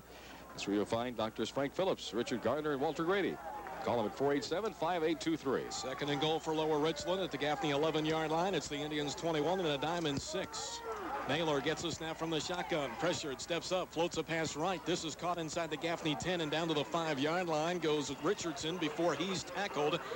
And it's third and goal from about the 5 for Lower Richland. B.J. Dover and Terrence Dukes making the tackle. Lower Richland clad in the Road Vegas gold jerseys with the black numerals trimmed in the white, black pants and the black helmets. Gaffney in the black jerseys and helmets and the Vegas gold pants. So third and goal for Lower Richland from the Gaffney 5-yard line. Diamonds trying to get the football into the end zone down to our right. Lower Richland started this drive unofficially from its 32-yard line. Indians lead by 15. Hughie, a wide receiver out to the left side. They'll go with that wing T formation. Ball spotted right side hash mark. Bolton a wide out right. Naylor up under center. Gets the snap. Playing action. Looks to throw. Going to roll the pocket left. The right-hander looking into the end zone. Going to run the football across the goal line. Touchdown, Lower Richland. Josh Naylor from 5 yards out. So both of the Lower Richland touchdowns coming on 5-yard runs. But here it's the quarterback Naylor. And the Diamonds within 9 at 21-12. Scoring update brought to you by Sagebrush Steakhouse, 1541 Floyd Baker Boulevard in Gaffney. Sagebrush, home of the baby back ribs and the best steaks in town. So unofficially, the Diamonds drive 68 yards. And now once again, we'll go for the 2-point conversion. Tried it after their first touchdown, but the run was unsuccessful. And they show us the same formation. Naylor up under center, gets the snap. Penalty flag comes in, play blown dead just as the football was snapped.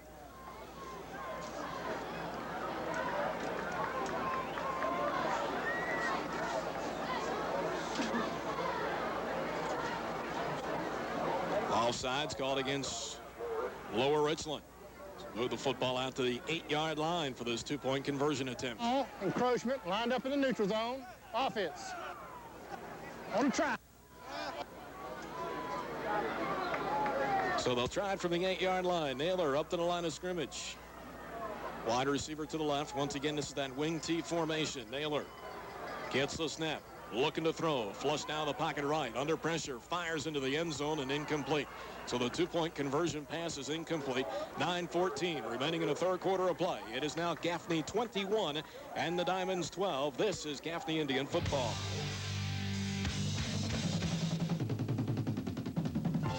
If you want a challenging and rewarding career with excellent benefits and pay, become part of the Magnolia team. Magnolia has full-time, immediate openings for operator positions. Apply now at Magnolia Finishing Plant, Monday through Friday from 8 a.m. to 5 p.m. They're located at Highway number 5 at Interstate 85 in Blacksburg. Magnolia Finishing Plant is an equal opportunity employer. Well, back at the reservation with 9:14 remaining in the third quarter. It's 21-12 Gaffney. This Lower Richland kickoff brought to you by Ronnie Burns Ford and Western Star Trucks on Highway 221 in Chesney. That's where you'll find the Ford Escorts. Well, Lance Laurie set to tee the football up at the Diamonds 40-yard line. Straight on kicker, but does not have a toe shoe. Oftentimes you'll see awkward kicks come out of this scenario. There's no telling where the football is going to go. 82 approaches and a squib kick down the field. It takes a high hop down inside the 20. Taken by Brandon Peeler out across the 25. Peeler trying to find a seam across the 30. Steps out of a tackle. His penalty markers are down. Peeler tackled up at our 48-yard line, but I think this one's coming back. Irvin Richardson got him on the runaway tackle. Well, Peeler with a nice return here, but I believe 13's efforts will go from that here. Turnovers in the opening half. Lower Richland with 2 and Gaffney 1. And once again, the first half statistics brought to you by Patterson's Wrecker Service, 201 Cherokee Street in Blacksburg, featuring Cherokee County's largest fleet of towing and recovery vehicles. Call them at 839-2484 for Patterson's Wrecker Service. And as I was reading that, the infraction going against Gaffney, though at this point I'm not sure what the call is. Whatever the infraction was, it occurred at about our 29-yard line. So Gaffney up by 9 with possession of the football in what has been a slow-moving third quarter of play. We're 2 minutes and 54 seconds in. Clip. During the run back. By the receiving team. First down. So Clip caught against the Tribe. So instead of starting from our 48-yard line, we're going to scrimmage from our 15. Teams at the line of scrimmage and ready to go. First snap offensively here in the second snap offensively here in the third quarter for Gaffney. I formation, 3 wides, 2 to the right side. And now we've got a timeout. Gaffney has to call a timeout. 9:06 remaining in the third quarter. Things have been somewhat ragged. 21-12 Indians. This is Gaffney Indian football. At First Piedmont Federal, we believe in you having fun. To me, this is fun. To them, I'm worth a loan. And we believe in helping you get ahead. They pre-approved my loan before I started shopping. With a quick response, usually within a day. We've gotten our loans from them for years. They know us and can tailor a payment plan that fits our needs. First Piedmont Federal, where our prime interest is you. Early going of play here in the second half. 21-12 is the Gaffney lead. Once again, if you're just tuning in, some scores from some other Big 16 playoff games tonight.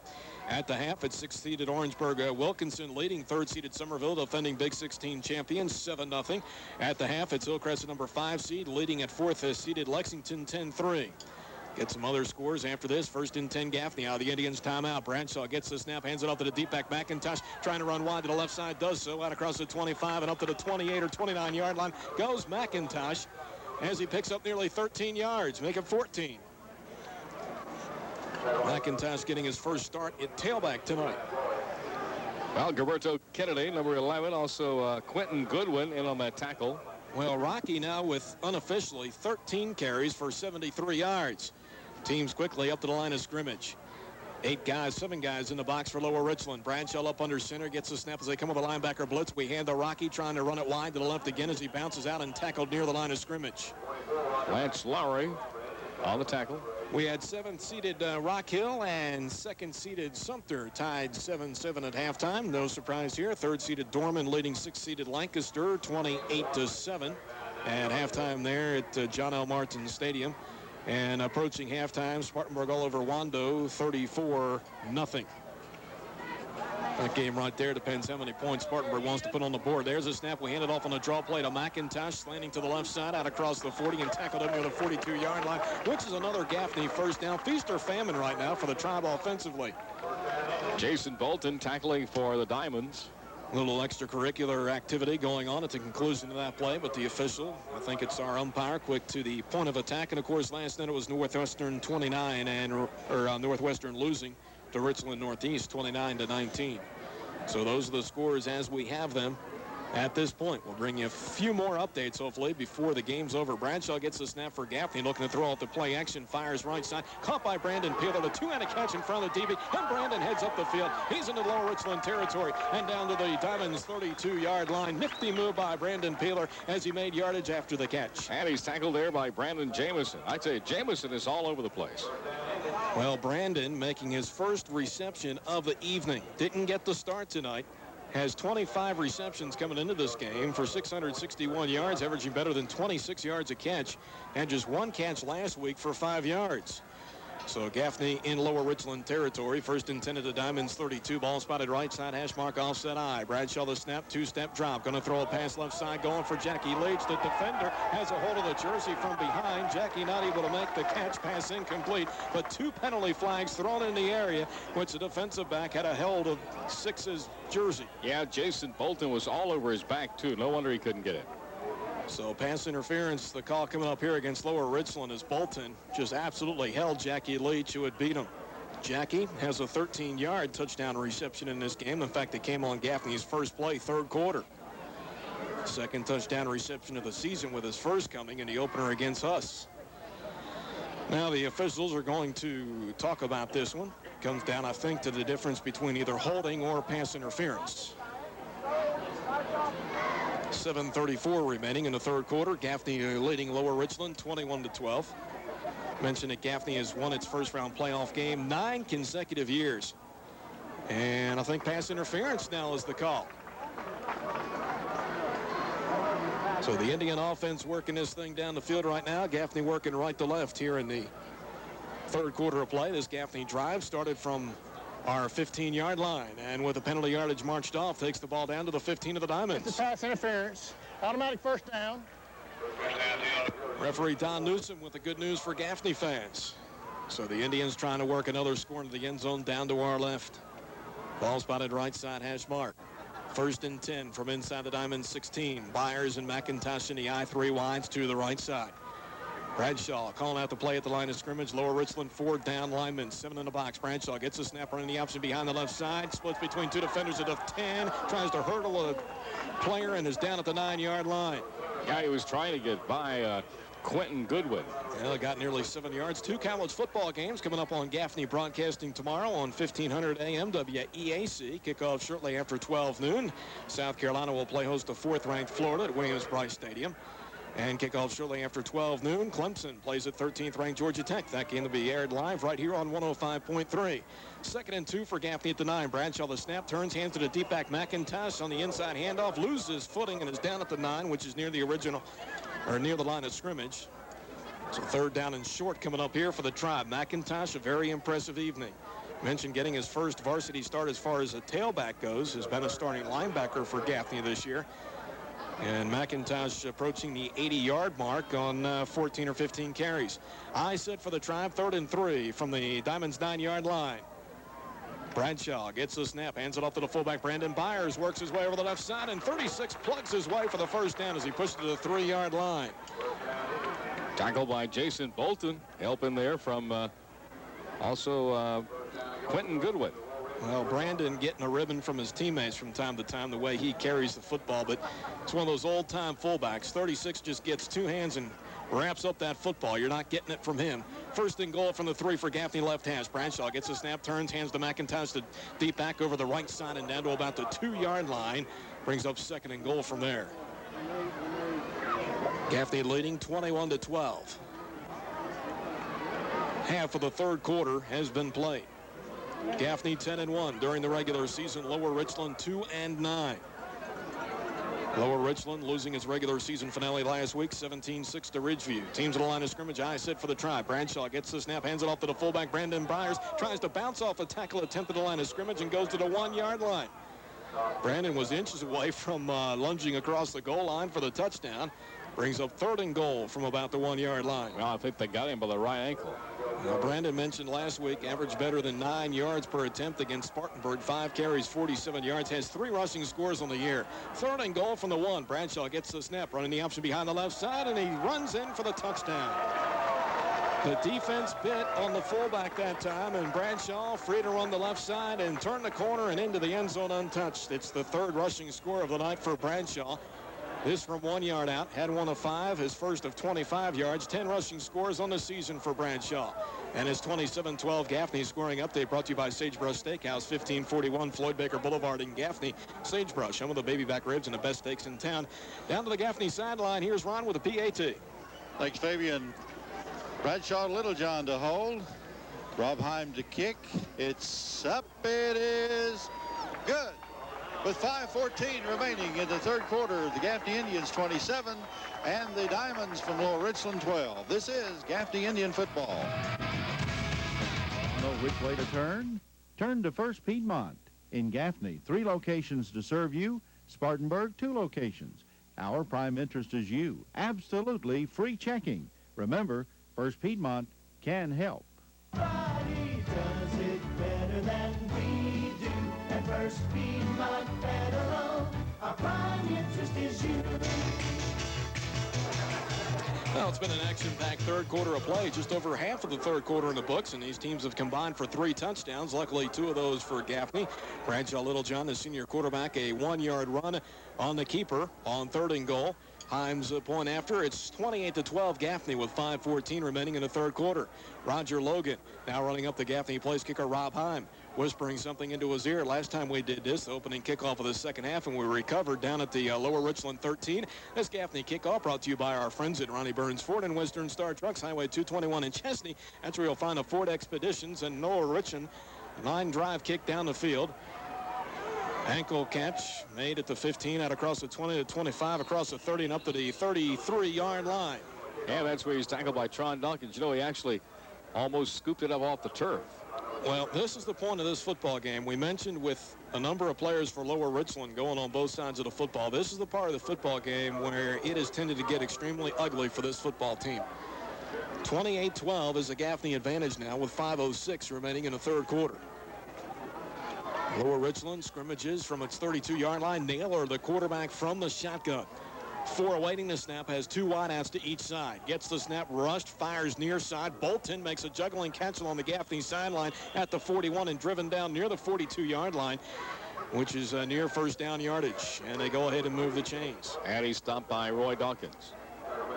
Well, once again, no heights or weights on this Lower Richland roster, so it's kind of tough to figure out the heights and the weights of some of these players. Bolton wide out to the right side, matched up against Terrence Dukes. They don't want us to know. Yes, it's a secret, like Greenwood. Yeah. Naylor gets the snap, 4 looking to throw. Pocket starts to collapse, 4 running to the near side with the football and hammered out of bounds after a gain of a few up to the 47-yard line, but 4 right back up to his feet, but not before a gain of about 4 yards. Should that be a candidate for the blast of the game? Very well could be. I'm telling you, that was a hard hit from Roy Dawkins. It was helmet to helmet. You know, we talked about that great Gaffney defensive front a year ago, and only one returnee from that unit being Jeff Littlejohn, and we'll continue that thought after this play. 2nd and 7, Diamonds from their 47. This is the draw play. Straight up the gut goes Hugie into Gaffney territory to the 45, down to the 40, and down to the Indians' 36-yard line goes Hugie.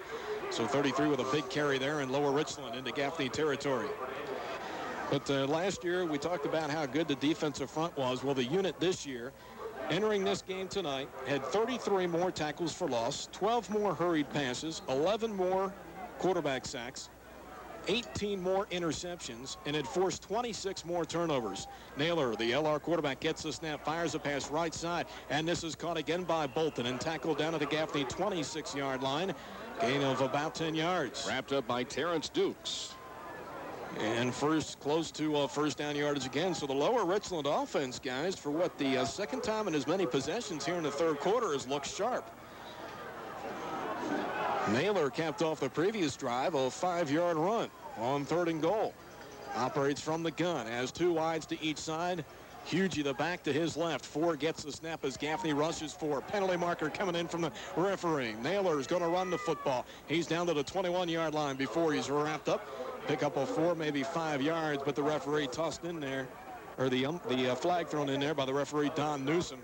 More than likely holding coming up here against the Diamonds. They've been saying all year that 17 can get more. And they have been well, we'll wait for the indication.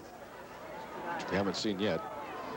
And if this is a hold, it occurred back out at the 29-yard line, so disaster here for the Diamonds. Out to the 39 on the penalty yardage. Holding. Repeat, first down. First, Gaffney has 9 Big 16 title game appearances, the most of any team. Gaffney looking to make it 10. Of course, the Indians with 4 championship game appearances in the previous 8 years under Coach Montgomery.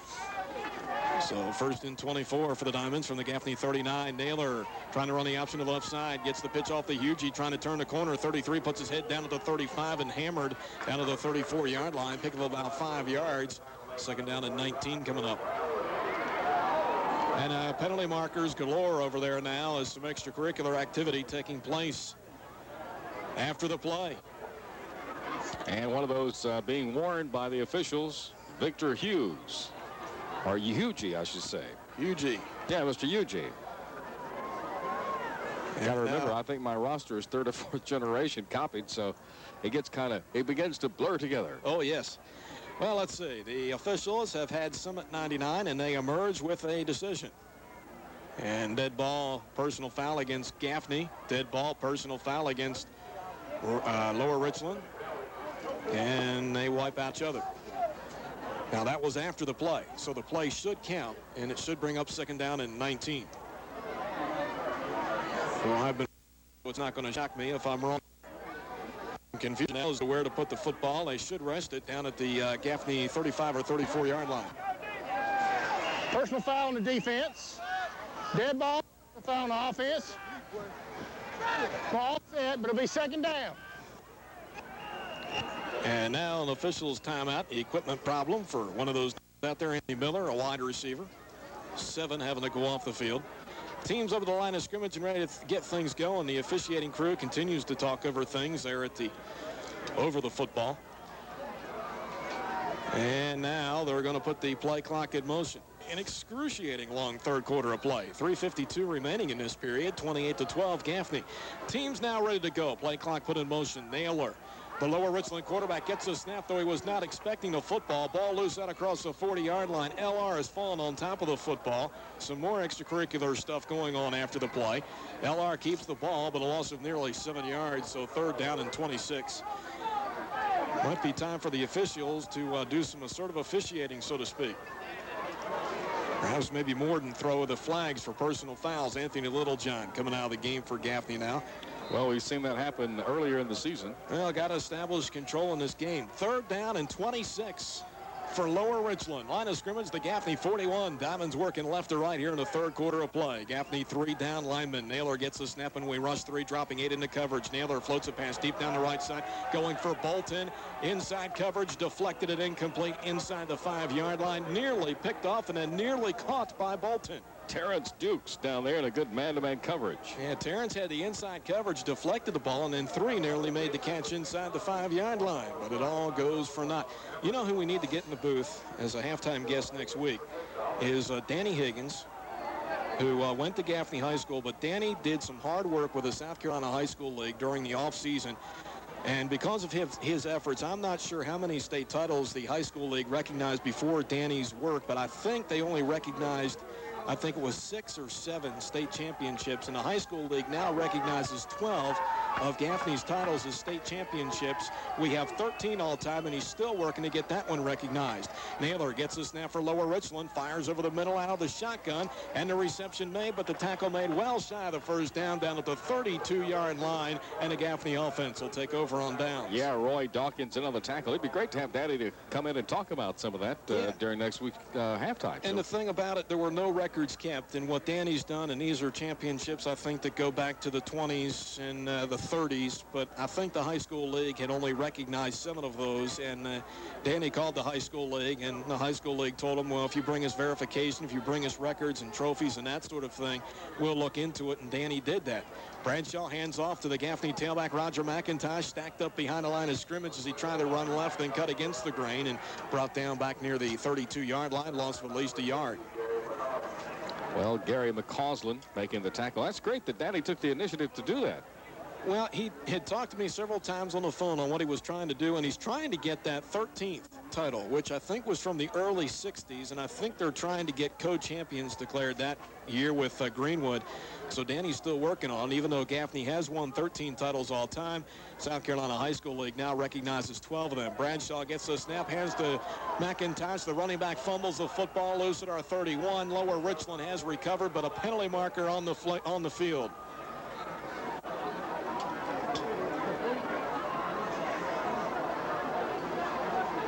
More than likely the second turnover coming up here of the night against Gaffney, unless this is against Lower Richland. Illegal shift, the call against Gaffney, penalty declined. So the Diamonds have possession of the football at the Gaffney 32-yard line with 2:22 remaining in the third quarter of play. It's the Indians 28 and the Diamonds 12. Well, I want to remind you, coming up immediately following this broadcast tonight, or at 10:30, whichever comes first, and it's probably going to be the latter. But anyway, we want you to stay tuned for the Friday night high school football scoreboard. All the scores from the playoff games throughout the state tonight with Stan Olenek and company on the Upstate Power Station. Well, 1st and 10 for the Diamonds down at the Gaffney, call it the 32-yard line, I think it is now. Naylor, the quarterback, up under center, split backs. Ford gets a snap, hands it off to the right halfback. Bolton tackled behind the line of scrimmage as he tried to work left. I think that might have been big 72, and now penalty marker coming in there as well. Here's Hugie mixing things up with Jeff Littlejohn. He's pushing, and Jeff did not even move. Cool head Jeff there. I'll tell you, he's to be applauded for that. Did not even offer to make a shove or a punch. Well, loss of at least 5 yards as the play stands, but this is a dead ball foul. Don Newsom and his staff now getting a big-time workout here in the third quarter, as we have had a few personal foul penalties here in this period.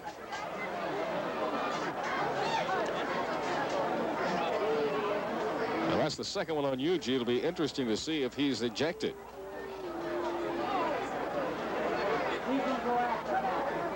What game was it this year that we had one of our players ejected? Brad Studevance was excused from a game early this year. It was here. I forget which one that was. And once again, a lengthy discussion. Dead ball, personal foul against Gaffney. And I believe we've got a player ejection. Well, let's see here. If what I saw was correct, he signaled personal foul against Gaffney and a player ejection. Now, I don't know about that. Yes, I believe he did. Let's go to Ron Obi along the Indians sideline and try to help sort this thing out. Ron? Well, we're trying to see if we can find out something. One of the officials over talking with Coach. Well, not exactly sure. Now, well, there are 2 personal fouls on this play. But I thought after the original indication against Gaffney, the referee Don Newsom gave the indication as to say the player had been ejected, whoever the player is. Nobody has come off the field for Gaffney yet. And now Newsom coming over to the Gaffney sideline to talk with head coach Joe Montgomery. Well, I was watching that play through the field glasses extremely close.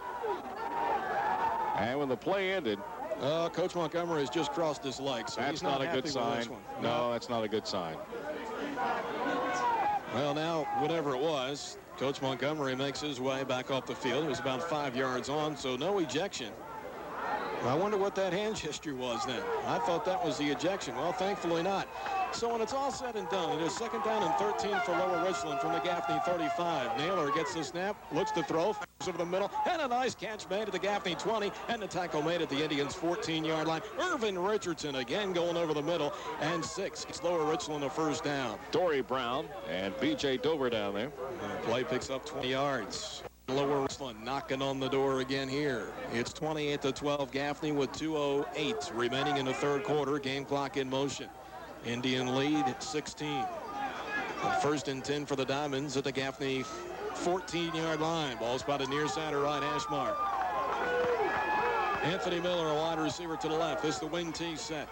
Naylor up under center, left wing back in motion. They hand it off on the counter play. Trying to sprint around the left side is Brandon Jamison. He's to the 10, he's to the 5, and he is in for the touchdown.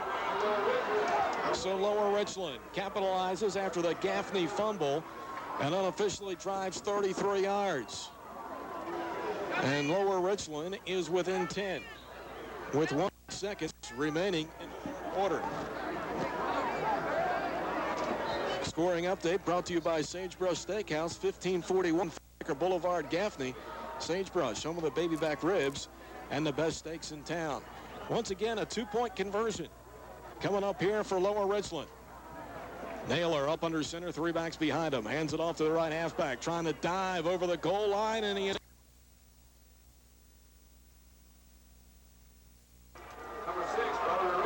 And with 100 seconds to play in the third quarter, it's a football game. Gaffney 28 and the Diamonds 20. This is Gaffney Indian football. Carolina Vision Associates in the Peachtree Marketplace in Gaffney is your complete eyeglass headquarters. They can tint your glasses, make glasses from an old pair, they carry in-stock contact lenses, and you can always bring in your doctor's prescription or make an appointment to see a doctor in their store by calling 489-2016. So for fast service at reasonable prices on optical services for the entire family, visit Carolina Vision Associates. In the Peachtree Marketplace in Gaffney, your complete optical headquarters, that's Carolina Vision Associates of Gaffney.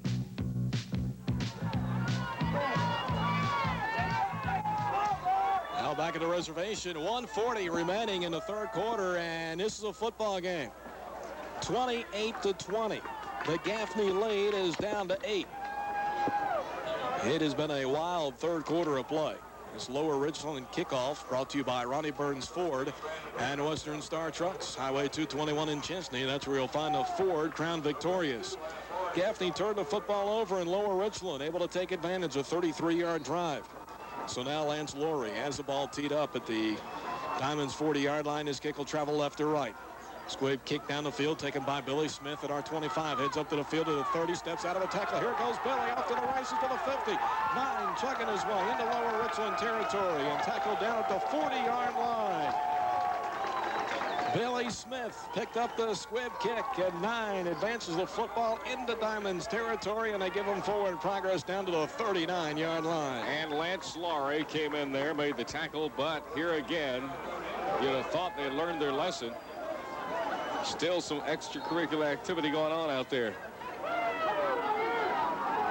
Seemed to be very aggressive at the end of that play. Well, 1st and 10. Bradshaw gets a snap, turns, hands it to deep back Roger McIntosh, and they're keying on him as he tried to take it off the left side and tackled near the line of scrimmage. So nothing doing on that 1st down carry for McIntosh. With 1:32 remaining in the 3rd quarter, it is Gaffney 28 and Lower Richland 20. Boy, Gaffney seemingly had this football game in hand, scoring with 6 seconds to go, or 6 seconds into the 3rd quarter. Take a 21-6 lead. Lower Richland came back to pull within 9. Gaffney jumped back out to a 16-point lead, but it's now down to 8. Bradshaw under center gets the snap, play action. 7 looking to throw. Here's a swing pass left, caught by the fullback Brandon Byers behind the line of scrimmage left side. He's to the 35, steps out of tackle at 30. He gets through a double team to the 20, to the 15, to the 10, and 36 hauled down from behind inside the 10-yard line. Brandon Byers comes up with a key reception, but a penalty marker down back up at the 31-yard line. And it was right in the area where I think Byers split the double team. He had a blocker there as well. Clip coming up against Gaffney. Wow. Yeah, let them have it, crowd.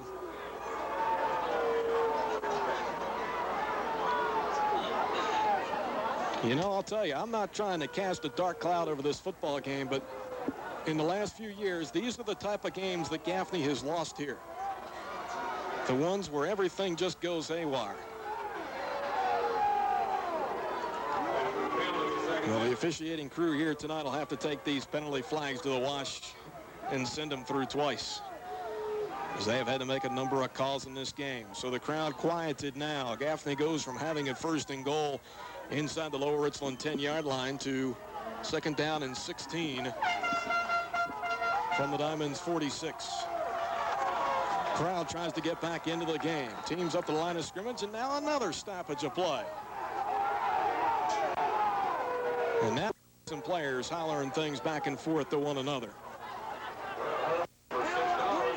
Now the referee coming over to the near side to talk with Coach Joe Montgomery. Well, they keep looking over the scoreboard clock. Now 47 seconds remaining in the 3rd quarter. It is 28-20 Gaffney. Sideline warning, it looks like. Backing them up.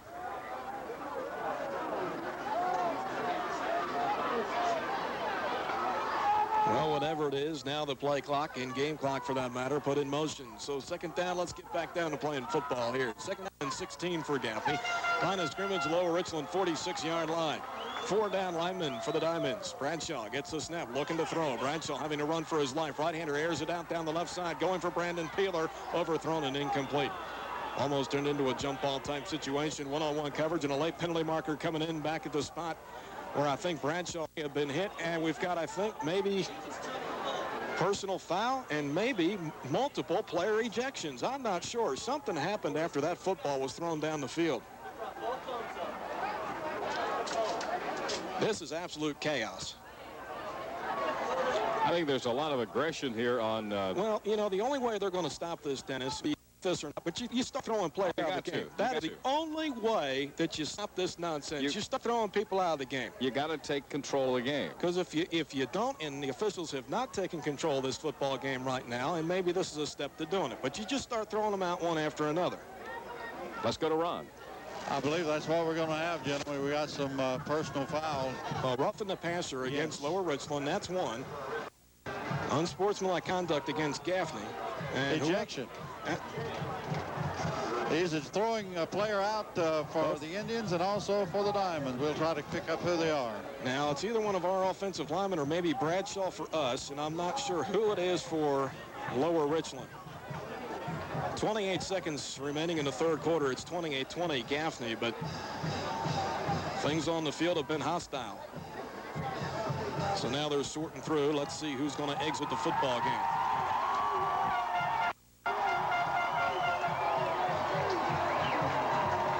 Well, do we know who it is? If it's maybe Brandon Jamison, 8, making his way off to the Lower Richland sideline. Bronx cheer going up by the Gaffney crowd as they wave goodbye to number 8, if that indeed is who's well, he's out. over there like he's pleading his case to the officials, and it appears to be. Now, I think we've got an offensive lineman ejected for Gaffney. Jay Love coming into the football game and trying to see who the offensive lineman is. Is it Beatty, the center? Wow. 54. Beatty ejected from the football game. And, of course, you know, I think, depending on the terminology of why the player was ejected, I think his status for next week possibly could be in jeopardy if the Indians remain alive.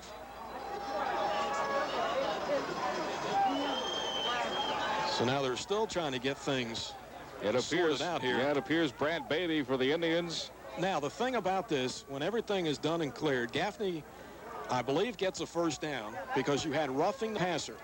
Then the 2 unsportsmanlike fouls, which resulted in the player ejections, occurred after the play. So I think those, in essence, offset, but I'm not sure. Referee Don Newsom, hopefully his mic's working. Well, his mic's working. Whether he turns it on is a different story. So once again, giving us all the penalties that happened in roughing the passer, and then the personal fouls, unsportsmanlike conduct each way with the player ejections. And when the dust clears here, it is 1st and 10 for Gaffney at the 31-yard line of the Diamonds. So now they're going to have to make their notes on the little cards that the referee keeps as far as the player ejections and that sort of thing goes. And hopefully we're ready to get back down to football. Maybe that's taught the players some lessons here. Let's see. 1st and 10 for Gaffney at the Lower Richland 31-yard line. Thompson and Taylor break the huddle as wide receivers to the right. Jackie Leach to the left. Byers and McIntosh in the eye. Watch the center snap here. Bradshaw gets the snap, hands it off to the fullback, Brandon Byers, 36, pushes his way to the 25, and down to the 24-yard line goes Brandon. And he's stopped there by Calvin Elps of the Diamonds. Byron Millwood, I believe, 70, might be the center for Gaffney. That brings Jay Love into the game, I think, at the right tackle spot on what is the final play of the third quarter. We'll set it out, sort it out for you when we come back. A chaotic third quarter of play in the books here at the Reservation. We're heading to the fourth. It's Gaffney 28 and Lower Richland 20. This is Gaffney Indian football. Starting Monday, it's the last one-half price frame sale before Christmas at the Frame Depot in the Bilo Shopping Center, Gaffney. That's right. When you think about your bank, you probably don't think relationship. I mean, you can't exactly cuddle up with your checkbook at night. But you can get a little special treatment with this. Advantage checking from Bank of America. It actually rewards you with better rates on loans and CDs, free checks. It doesn't nickel and dime you with fees. Okay, it's not exactly like marriage. But then again, what is? Football on WAGI 105.3 FM. Well, we had just about all there is to see happen in the third quarter of this football game as we head to the fourth. Gaffney leading Lower Richland 28-20. We had 4 touchdowns combined in the third quarter of play. We had multiple unsportsmanlike personal foul penalties, and we had a pair of player ejections. All that in just one period of action. It has been a wild one here tonight.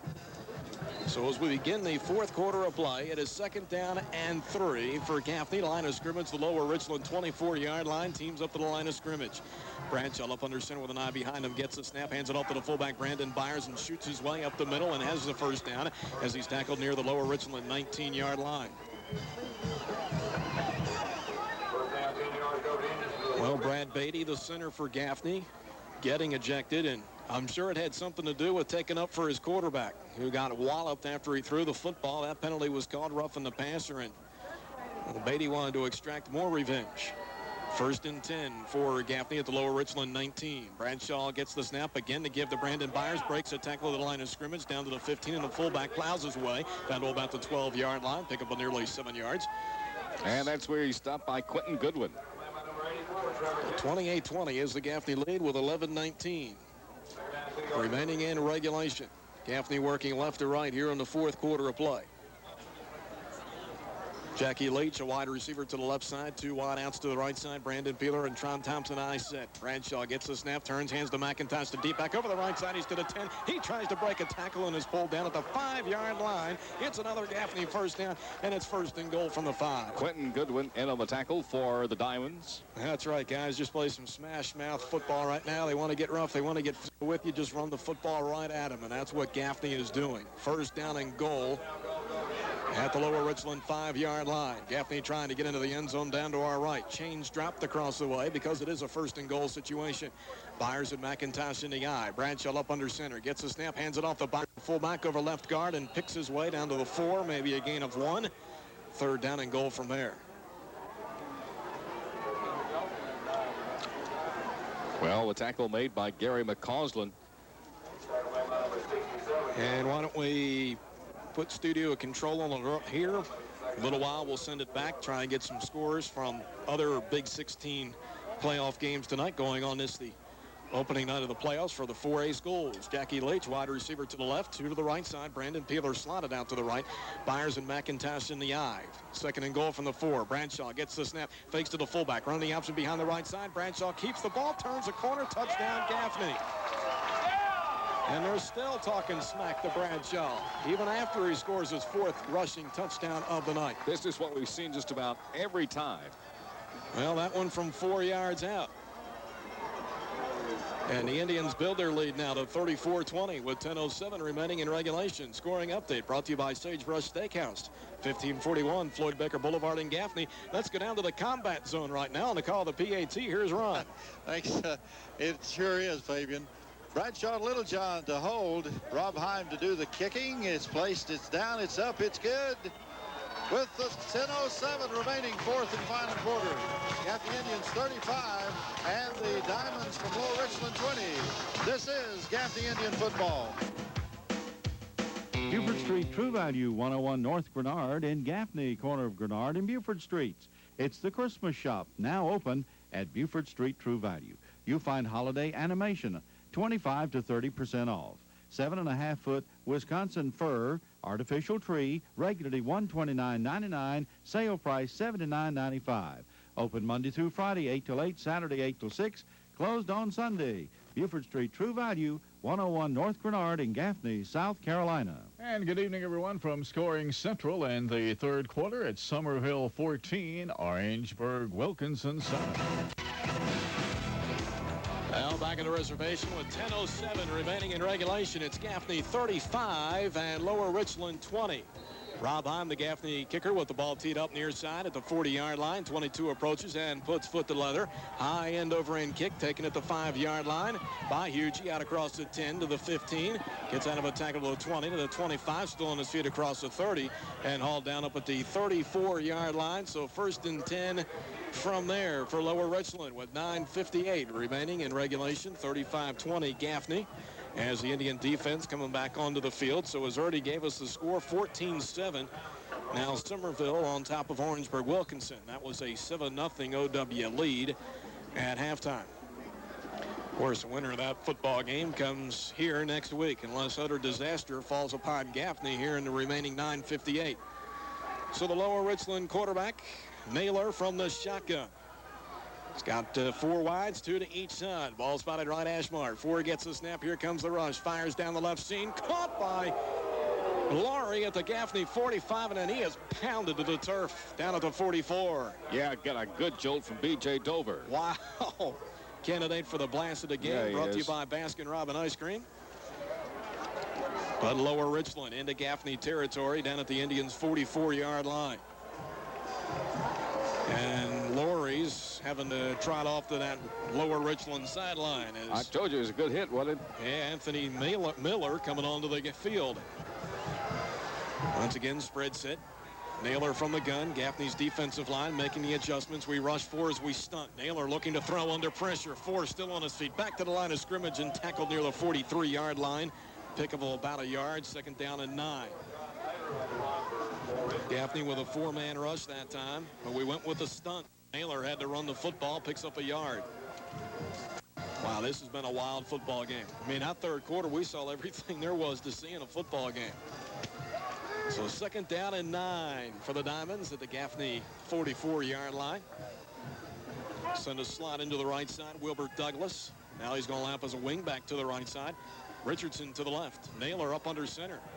Snap. Going to run to the left side. In trouble. Going to float a pass up the field. Incomplete. Anthony Miller, the intended receiver at the 40-yard line. And it brings up 3rd down and 9. May have heard the crowd a little restless there. That's because the wing back to the left side, Irvin Richardson, had actually moved out of his stance prior to the snap. But no penalty flag coming in. So 3rd down and 9 for Lower Richland from the Gaffney 44-yard line. 8:56 remaining in regulation. It's Gaffney 35 and the Diamonds 20. Gaffney with 3 down linemen. Naylor from the gun, 2 wide each side. Option pitch, right side. Hugie trying to turn the corner and hauled down from behind at the Gaffney 39-yard line as the play picks up about 5. Good pursuit there by the Indians. 4th down and a long 5 coming up here. I think it might have been Rocky. It was Roger McIntosh, and McIntosh stayed with him and brought him right down to the turf. Well, McIntosh has been all over this football field tonight, leading us in tackle points coming into the game with 395. Here we go, folks. It is 4th down and 5 for Lower Richland. Line of scrimmage, the Gaffney 39. Ball spotted right hash mark. Naylor from the gun has 2 wides to each side. Gaffney with 3 down linemen. Sneak a 4th up to the line, but we rush 3. Naylor steps up, throws over the middle, deflected and incomplete. And now a penalty marker coming in from down the field behind the play. Ball thrown into traffic. There was contact. Tron Dawkins had the inside coverage on the receiver, deflected the football away. Pass interference, the call against Gaffney. Well, the official that time, I think, needed binoculars to make that call, but anyway, he made it, and we've got to play with the hand we're dealt. So the drive will stay alive for Lower Richland. Penalty yardage takes the football down inside the Gaffney 25-yard line, I believe, down to the 24. So 1st and 10 from there. Defensive pass interference. Automatic 1st down. Speaking facetiously here, but we may end up having more penalties combined for these teams in this game than points scored. And that's saying something. Well, I tell you, unofficially, Gaffney with 160 and 175 for LR. Naylor gets the snap and hands it off to the fullback, and Laurie works his way down to the 18 of the Tribe. Pickup of 6 yards. 2nd down and 4 coming up. Well, Gaffney quarterback Bradshaw Littlejohn, the senior tonight, with 4 rushing touchdowns. Quickly looking now of 25, 5, 1, and most recently a 4 yards. Also has a 13-yard TD pass to Jackie Leach. 2nd down and 4 for Lower Richland at the Gaffney 19-yard line. Naylor up under center, gets a snap. Trying to run the option behind the left side and just gang tackled behind the line of scrimmage back near the 19. Loss of a yard. 3rd down and about 4 coming up here for the Diamonds. And some good work there by Gaffney defenders. Anthony Littlejohn. Well, trying to look at the down marker here and look at the scoreboard. That's 3rd down and about 5 from where they've put the down marker. So now we're in sync. Game clock down to 7:05 and in motion. It was a 14-6 Gaffney lead at the half, 21-6. Quarter and all heck loose.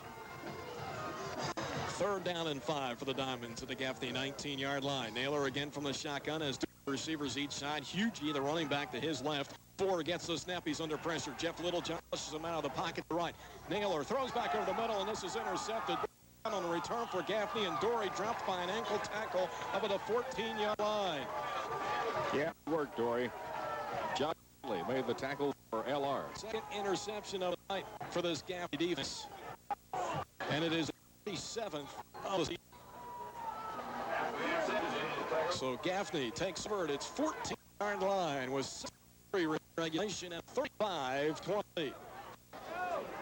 Gaffney has his customary straight from the sideline to the line of scrimmage. 3 side, Byers and McIntosh. I believe in the eye. Bradshaw up under center. 7 gets the snap. Hands it off to the fullback. Byers across the 20 to the 25. Out across the 30 and carries the pile up to the 36-yard line. How about a hand for 36 as he picks up 22 yards? He just carried Wilbur Douglas and Quentin Goodwin about 10 yards with him. I'll tell you what. You want to get physical with Gaffney, it is the wrong football team to get physical with. Because after the player ejections, Gaffney has just kept the football on the ground and shoved it down Lower Richland's. And now stoppage of play as the horn sounded on the scoreboard. That's what you hear is when time expires, but such not the case here with 6:15 remaining in regulation.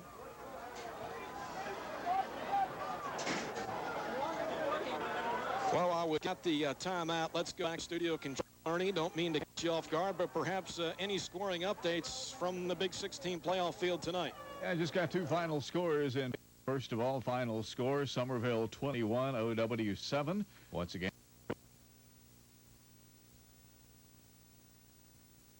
7. That could possibly set up a big game next week at the reservation. Another final score was the Lexington over Hillcrest. Score 17-3. Back now to the reservation and Fabian and Dennis and Ron. All right, thanks a lot, Ernie. And with 6:15 remaining in regulation here, it's Gaffney 35 and Lower Richland. So still now with a 21-7 lead over Orangeburg-Wilkinson. So more than likely the reigning South Carolina Big 16 state champions coming up here next week. Boy, wouldn't that be sweet for Gaffney to knock them off in that one. Somerville beat us in the championship game to dethrone us last year, and now we've got the Green Wave more than likely coming here a week from tonight. And Lexington a 17-3 winner over Hillcrest Simpsonville.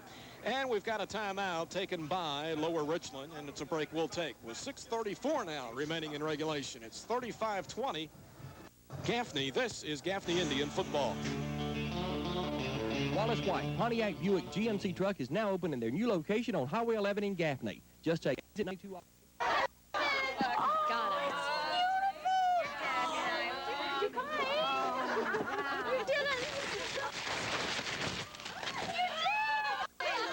And guess what?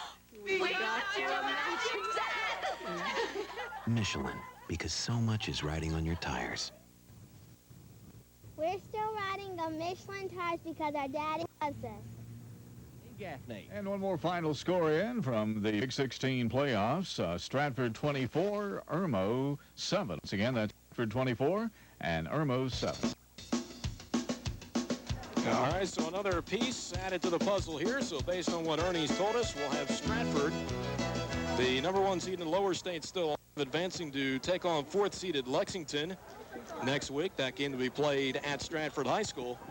So it'll be a humdinger there. 6:34 remaining in this one. 1st and 10 Gaffney from its 35. Bradshaw up under center with an eye behind him, and now the defensive front makes contact in the neutral zone. And penalty flags come in. Encroachment to call against Lower Richland. Dead ball, encroachment, defense, first down. First down. Just going to record books is one of the more uglier games we've seen. I would say so. The last couple of years it has really been. Well, 1st and 5, Gaffney from its 41. Bradshaw the snap. They give again to the fullback Brandon Byers, but find nothing there as he tried to take it right up the gut. So 2nd and 5 up here for the Tribe. Well, Lexington-Stratford ought to be an interesting matchup next week, as you get the Knights who have to prove a little something this postseason. They were ranked #2 in the 4A poll to Gaffney for just about every week that Gaffney was. Spartanburg jumped past him in the final 4A poll. 2nd down and 5 for the Tribe from 46-yard line. Bradshaw hands it off to the fullback Brandon Byers with a right guard and 36 push for the first down, and a penalty marker coming in. Tron Thompson mixed up with a defensive back over here on the right side. Progress up to about the 47-yard line on the carry. But another unsportsmanlike call, face mask, coming up here against Lower Richland.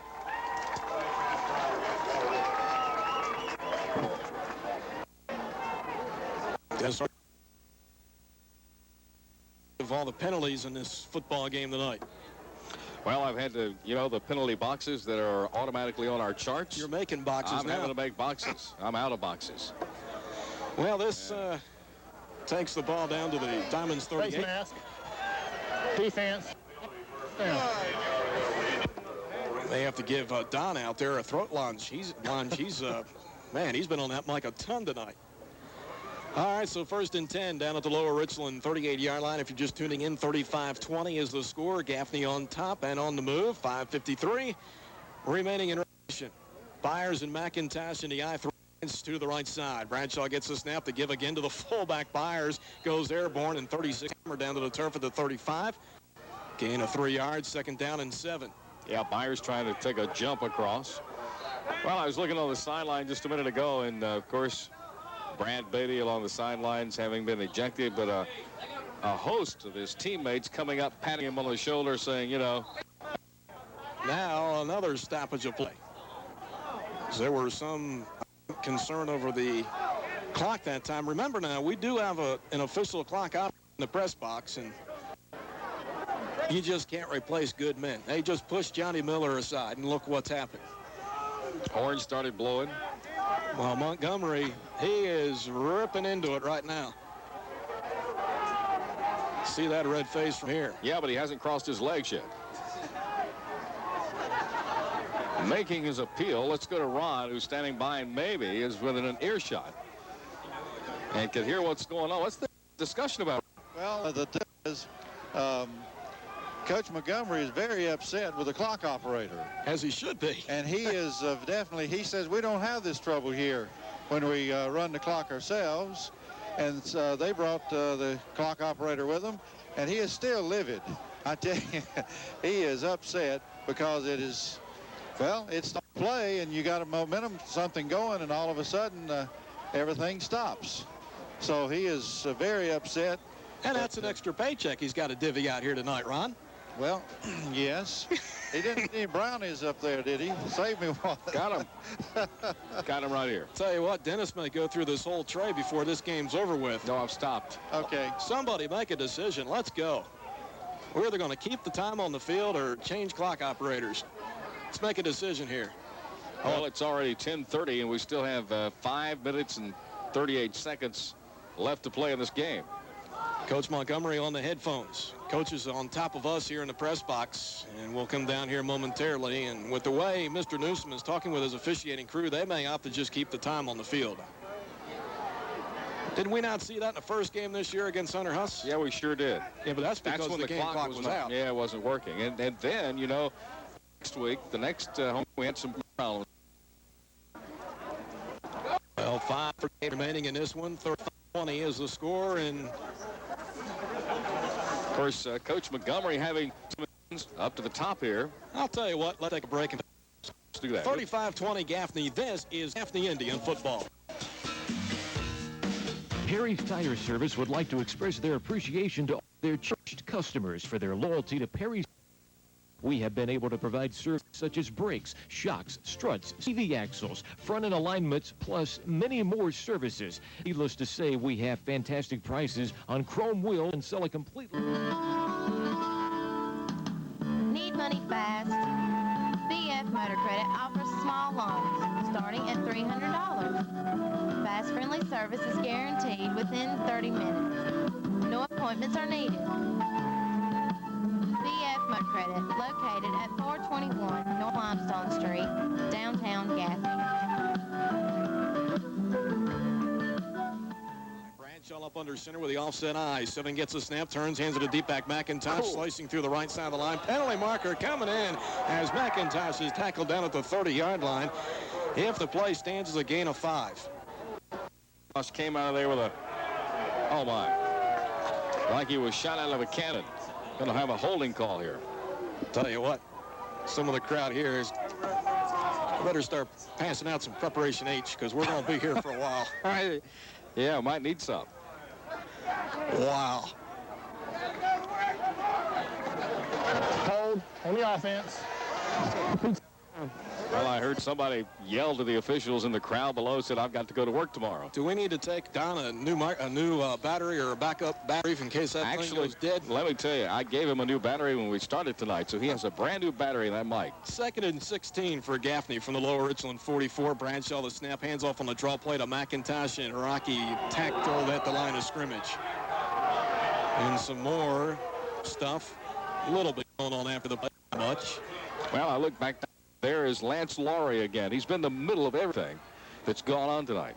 Well, 3rd down and 16 for the Tribe. Ball possession down with the Indians leading 35-20. Gaffney senior quarterback Bradshaw Littlejohn with 4 rushing touchdowns tonight, the longest of which 25 yards. Gaffney's second possession, capping a 95-yard drive. Rob Heim, perfect for extra point attempts.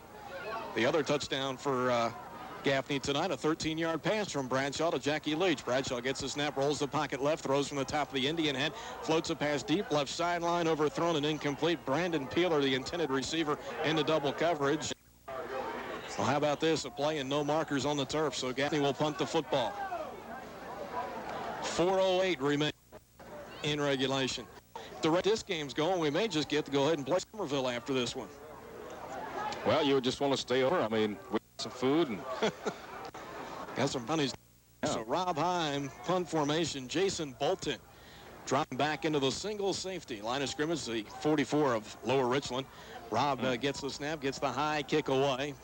This one will hit at the Lower Richland 21. A Gaffney bounce to the 15 and down to right there. So 1st and 10 for the Diamonds from their 15, down by 15 with 3:54 remaining in regulation. Indy's coming into this game at 1-15 of their 18 Big 16 first playoff games overall. Big 16, I guess, formed back in 1981. Gaffney looking to get back to the title game for the 10th time. Of course, the Indians also 9-2 versus lower state competition since they adopted the cross-bracketing format. I think it was back in the 93 season, the 2 losses last year in the title game to Somerville, and it was either that 94 or 95 season when we had to go all the way down to Conway and ended up losing in double overtime. That was 95. Well, Naylor gets the snap, going to hand it off to the left halfback, trying to turn the corner right side, and we stack him up behind the line of scrimmage. A loss of, I think, maybe 1 yard play. Yeah, we made the Conway ride, and then, of course, we made the Somerville ride, too. Think about the Somerville ride. It was pleasant coming home. It was pleasant because we won that one. I remember Sumter last year, going on the road, winning down there. 2nd down and 12 for Lower Richland. Diamonds working from their 13-yard line, working to the left here in the 4th play. Naylor from the shotgun, 2 wide each side.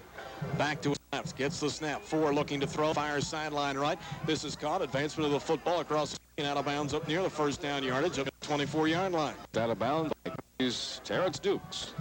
So is getting back to the injuries for the Gaffney football team. Brian Martin and Keon Gerdner. Keon thought loss for the season after tearing knee cartilage in week 9 against Western under surgery that Monday. But Keon, I believe, has been cleared to practice the upcoming week. Naylor the snap from the shotgun. Inside handoff to Hugie. Tries to pinball his way. Gets hit. He's fumbled the football at about the 26-yard line. There's a pileup. Officials unstacking, and Gaffney has the ball. Unofficially, the 4th turnover of the night registered by this Gaffney defense. And for the season, the 57th forced turnover. So the Indians leading by 15 with 3:02 remaining and takeover at Lower Richland 26-yard line. Want to remind you the high school football scoreboard with Stanolytic up immediately following the podcast here tonight. Well, the Gaffney crowd, what are they chanting? Blood, blood, or score, score? I think score. Could be both. Bradshaw gets the hands off the flag. Brandon Byers, here he goes to the 20. Tackle from behind to the 15 and runs for the defensive back as he's tackled.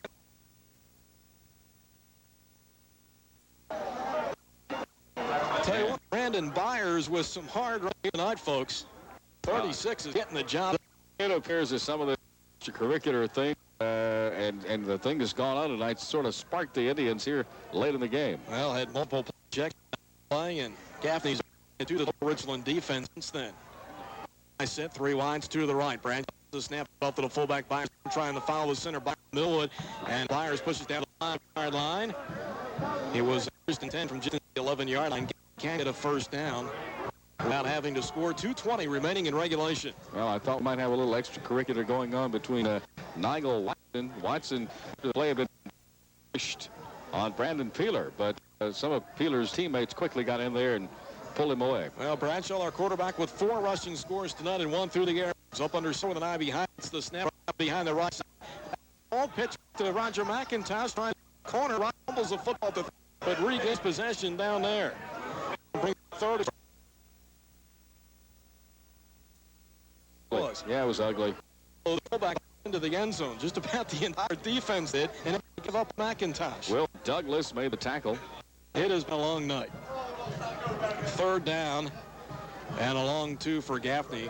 Nose of the football just short of that lower Richland 3-yard. Gaffney trying to get it into our McIntosh in the eye, 3 wides. Bradshaw gets the snap, hands it off to the fullback Byers, and Byers tackled a yard behind the line of scrimmage as he tried to work over left guard.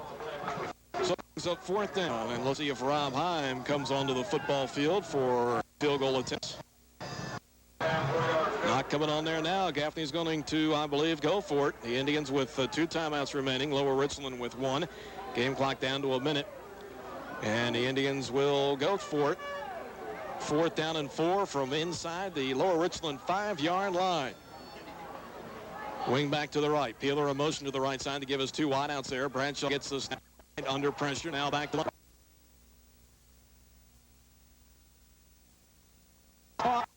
Gaffney.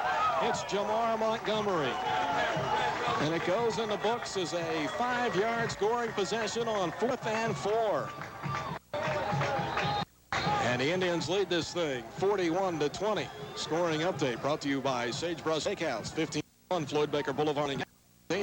Back ribs and the best steaks in town, but an injured Indian on the field. Let's go to Raleigh with his injury update. It is brought to you by Carolina Sports Medicine and Orthopedic Clinic, 104A Professional Park in Gaffney.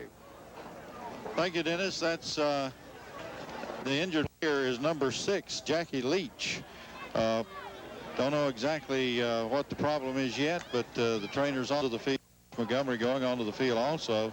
I believe we may have into the Guinness's book tonight. Longest third quarter, longest game, the most penalties, and boy, Coach Montgomery is really getting on to the official here on the side. I mean, he is really going at him. Okay, what he said? No, we. All right, this injury brought to you by Carolina Sports Medicine and Orthopedic Clinic, 104A Professional Park in Gaffney. When an injury puts you on the sun at 487-5823. Dr. Walt Grady, Dr. Richard Garner, Mike Phillips. All right, here's Ron with the PAT.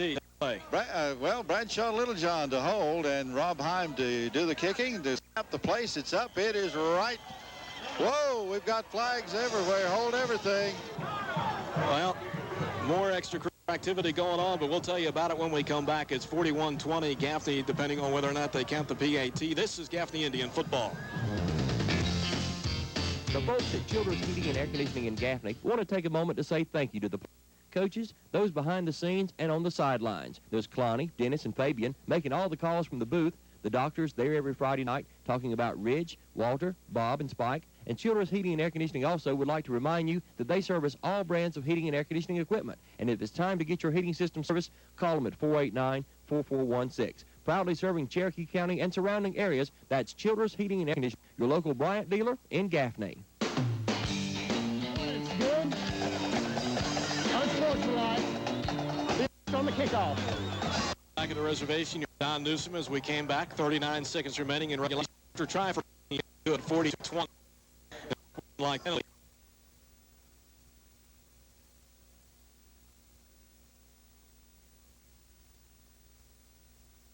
Been a brutal football game tonight, a very physical football game. Had a number of unsportsmanlike personal fouls. One player for each team has been ejected in tonight's game. And let's go back down to the sidelines now and bring back in Ron Ownby. Are the arch supports holding up down there? Do what? Are the arch supports holding up down there for you? I tell you what, I've changed shoes twice. and got me some Dr. Scholl's, I think, here, but I may make it. I mean, this has just been unbelievable football game. I mean, just flags going everywhere. Well, you know, I just did the numbers, and of course, Kenny Phillips' numbers. 210 yards in penalties for Lower Richland, 175 for Gaffney. Well, that's for itself. This Gaffney kickoff by Ronnie Burns for Western Star Trucks, Highway 221 in with the fast scores. Gaffney's Rob Heim puts foot to leather from the Lower Richland 45-yard line. High end over end kick, taking it to 1 yard line. Running back into the end zone and tackle back out at the 1. Narrowly missed a safety there. So 34 seconds remaining in this game. It's 2-20 Gaffney. Brad John, our senior quarterback, with 4 rushing touchdowns tonight and a pair of TD passes. The most recent TD pass of 5 yards to Jamar Montgomery, and the other one a 13-yard pass to Jackie Leach 6 seconds into the third quarter. So the Indians will improve to 11-1, win their first-round Big Six playoff consecutive season. Lower Richland will be ousted in the opening round for a 4th straight year and by a Region 2 team for the many times on the occasions, having lost the last 3 years to Northwestern. Naylor, the quarterback from the shotgun, gets the snap in the end zone, going to air it out deep along the near sideline into double coverage. Bobbled and now intercepted by B.J. Dover. Racing along the Gaffney sideline will return to the 20 to the 15 to the 10. 5 touchdown Gaffney. He dove with his second position of the night marker, tossed in the end zone from our referee Don Newsom. Well, what's new? It is the 7th touchdown for this Gaffney defense this year. Let's go to Ron. Okay, this has been a wild and woolly affair here at the reservation this evening. 48-20 now, and we've got touchdown. And on the pass reception, 21.3 seconds remaining. And I think, yeah, the Indians for 2. With 8th of the year, second on the team, only to Roger Logan, who has a single-season record 11. So defense this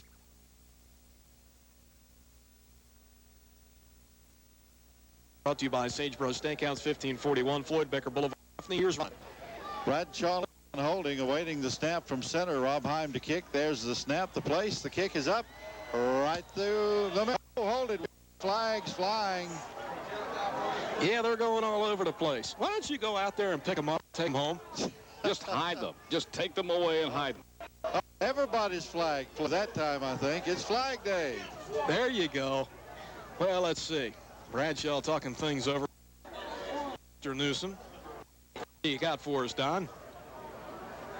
Point after try, good. Unsportsmanlike conduct against Lower Richland. Oh, play ejection. Another? So they beat us in that category. They've got 2 thrown out to R1. Oh, let's take a break. 49-20 Gaffney. This is Gaffney Indian football. The gigantic $1 million furniture sell-off is in full swing at Brown downtown Gaffney. Hurry in this weekend and save hundreds, maybe even thousands. Brand name furniture, appliances, bedding, and electronics. It's the biggest sale in their 70-year history. Nothing is being held back. Plus, you can buy with no money down with approved credit. Bring your truck or trailer and save lots of money this weekend and have your home look gorgeous for the holidays. All from the furniture store that offers you more. That's Brown Furniture, 113 East Frederick Street, downtown Gaffney. Well, back at the reservation with 21 seconds remaining. It's 49-20 Gaffney. And was it Irvin Richardson, the guilty party, who has left this game early? He got thumbs out. Well, Richardson and Brandon Jamison, they're 2 halfbacks now out of the game for Lower Richland, but 49-20. Gaffney won unanswered points after Lower Richland made it 28-20. I can't understand how Lance Laurie's managed to stay in all night. Now we've got a timeout here taken by Gaffney. And let's see. I'm trying to figure out what's going on here. Let's go to Rob. Well, Coach Montgomery wanted to see the official in the white hat. So he is calling play. timeout. Yeah. He called him. He says, I need to see the official in the white hat now. And he didn't mean later. So here comes the official for the white hat. And he's coming to the sidelines to talk to Coach Joe Montgomery again. Coach Montgomery probably over good 8 places here in the Gaffney, Cherokee County area. Go to at the conclusion of the game. Mailing address for the Christmas cards this year. Oh, I'm sure he's going to send this crowd some. I am sure. Well, Coach Mont, this is 49-20 Gaffney with 21 seconds remaining in regular. Coach Montgomery continued to talk to Don Newsom. 2 of those for Lower Richland. Let's go back to the studio real quick. It's control. Ernie Payne standing by. Well, let's go. Let's get here. They're about to go into action. We'll start in just a moment. So we'll try and get a final score at the Wilkinson game. So now, Rob takes the ball up at the Lower Richland 40-yard line.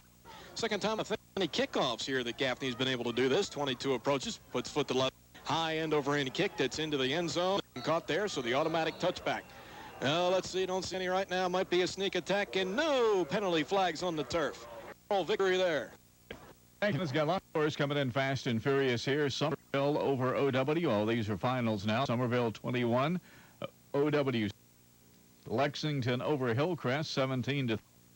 It was Stratford over Irmo 24-7. Rock Hill over Sumter 24-21, and Norman over Lancaster 48-15. Back down to the reservation. Baskin-Robbins says, blast them. 21 seconds remaining in regulation here. It's 49-20 Gaffney. And we'll recap those scores. Now in the game for Lower Richland being Charles Ladson. And the snap from center inside the Lower Richland 20-yard line. Pile up and Gaffney's recovered. So the big question here is now, folks, no advancement of the football. Because of some of the things that have gone on in this contest, does Gaffney coach Joe Montgomery decide one into the end zone here? Listen. Hello, the Gaffney are saying go. Tuning into the game on your way home from another contest. We have had 3 player ejections in this football game, all coming here in the second half. 2 players ejected for Lower Richland, and Brandon Jamison and Irvin Richardson. Gaffney center Brad Beatty was ejected from this game after our quarterback Bradshaw Littlejohn was hit well after he threw the football. Lower Richland flagged for the quarterback on that one. Center taken up for his teammate. So Gaffney offense straight from the sideline. Line of scrimmage and a number of reserves in there. Fred Littlejohn up under center at quarterback, his first snap of the game. Here's the pitch left side, and this play blown dead. Dover about to sprint across the left side with the football, the sophomore running back. Well, let's see here. So Gaffney's bracket is now complete for next week. Third-seeded Somerville will have the defending South Carolina Big 16 state champions in the house a week from tonight. And the other matchup in Gaffney's bracket, the lower state bracket, top-seeded Stratford will host fourth-seeded Lexington. Get to the upper state after this. 1st and 15. Littlejohn tossed to Eric Dover, trying to turn the corner left side, steps out of a tackle, sprinting along the sideline, still on his feet to the 15, to the 10-5. Oh, they say he's out of bounds back at the 15. Well, why don't you just wait till he gets into the end zone to make that indication. 10 seconds remaining in this one. Up to the upper state bracket now. Spartanburg knocking off Wando tonight. Do not have yep. Spartanburg will play host 40 to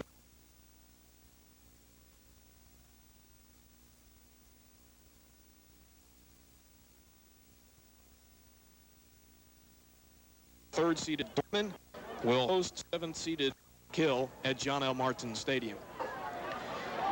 So 10 seconds to go on this one. 49-20 Gaffney. Littlejohn gets the snap and the pitch right side to Eric Dover. 44 trying to turn the corner, strung out and tackled a couple yards behind the line of scrimmage back at the 15-yard line, and that'll do it. Gaffney will not shake hands. The teams will not shake hands because of the nature of tonight's football game, as Gaffney heads straight to the tunnel down to our right and into the locker room. Momentarily we'll be going down to the field on O&B, who will talk with Coach Montgomery about the events of this game tonight. The Indians win their first-round Big 16 playoff game for the 10th consecutive year. Your final score tonight is Gaffney 49 and Lower Richland 20. This is Gaffney Indian football. Baskin-Robbins says, blast them away, Indians, just like the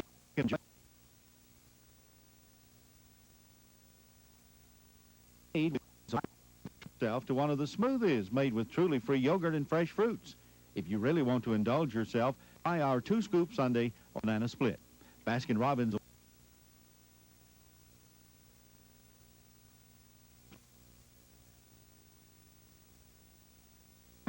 on Baker Boulevard and Nancy Creek Road. For your birthday, football, or specialty ice cream cake orders, call 487-3131. All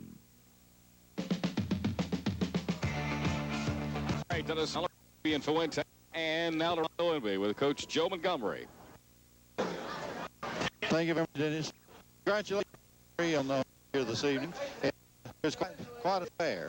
Well, because of the sport game, and they had a problem earlier in the year where they got in a big fight, and so they after the game got kind of and it just wanted to be yelling. I mean, it's not a game, really. I'm disappointed game ends, but I'm proud of our kids. We advance class bunch next weekend, and they're going to Somerville. Right. It'll be more fans. That we have trouble keeping everybody's composure and late hits and constant jawing at each other. Get out of hand, and that's what happened. But it was long too. We may go into the Guinness's record. I don't know. True Value and Equipment is open and ready to serve you. For a full line of hardware items to help you with all your home fix-ups.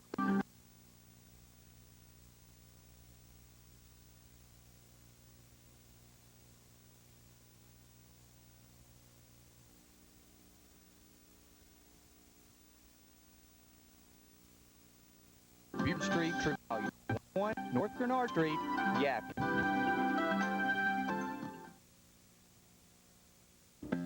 It's a great time to swipe during Closeout 99. Save thousands of dollars on all remaining 1999 models. We also have dependable pre-owned vehicles. Technicians are on hand to take care of any repairs your vehicle needs. Take advantage of 0% financing on select models.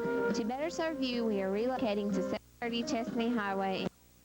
See us and talk.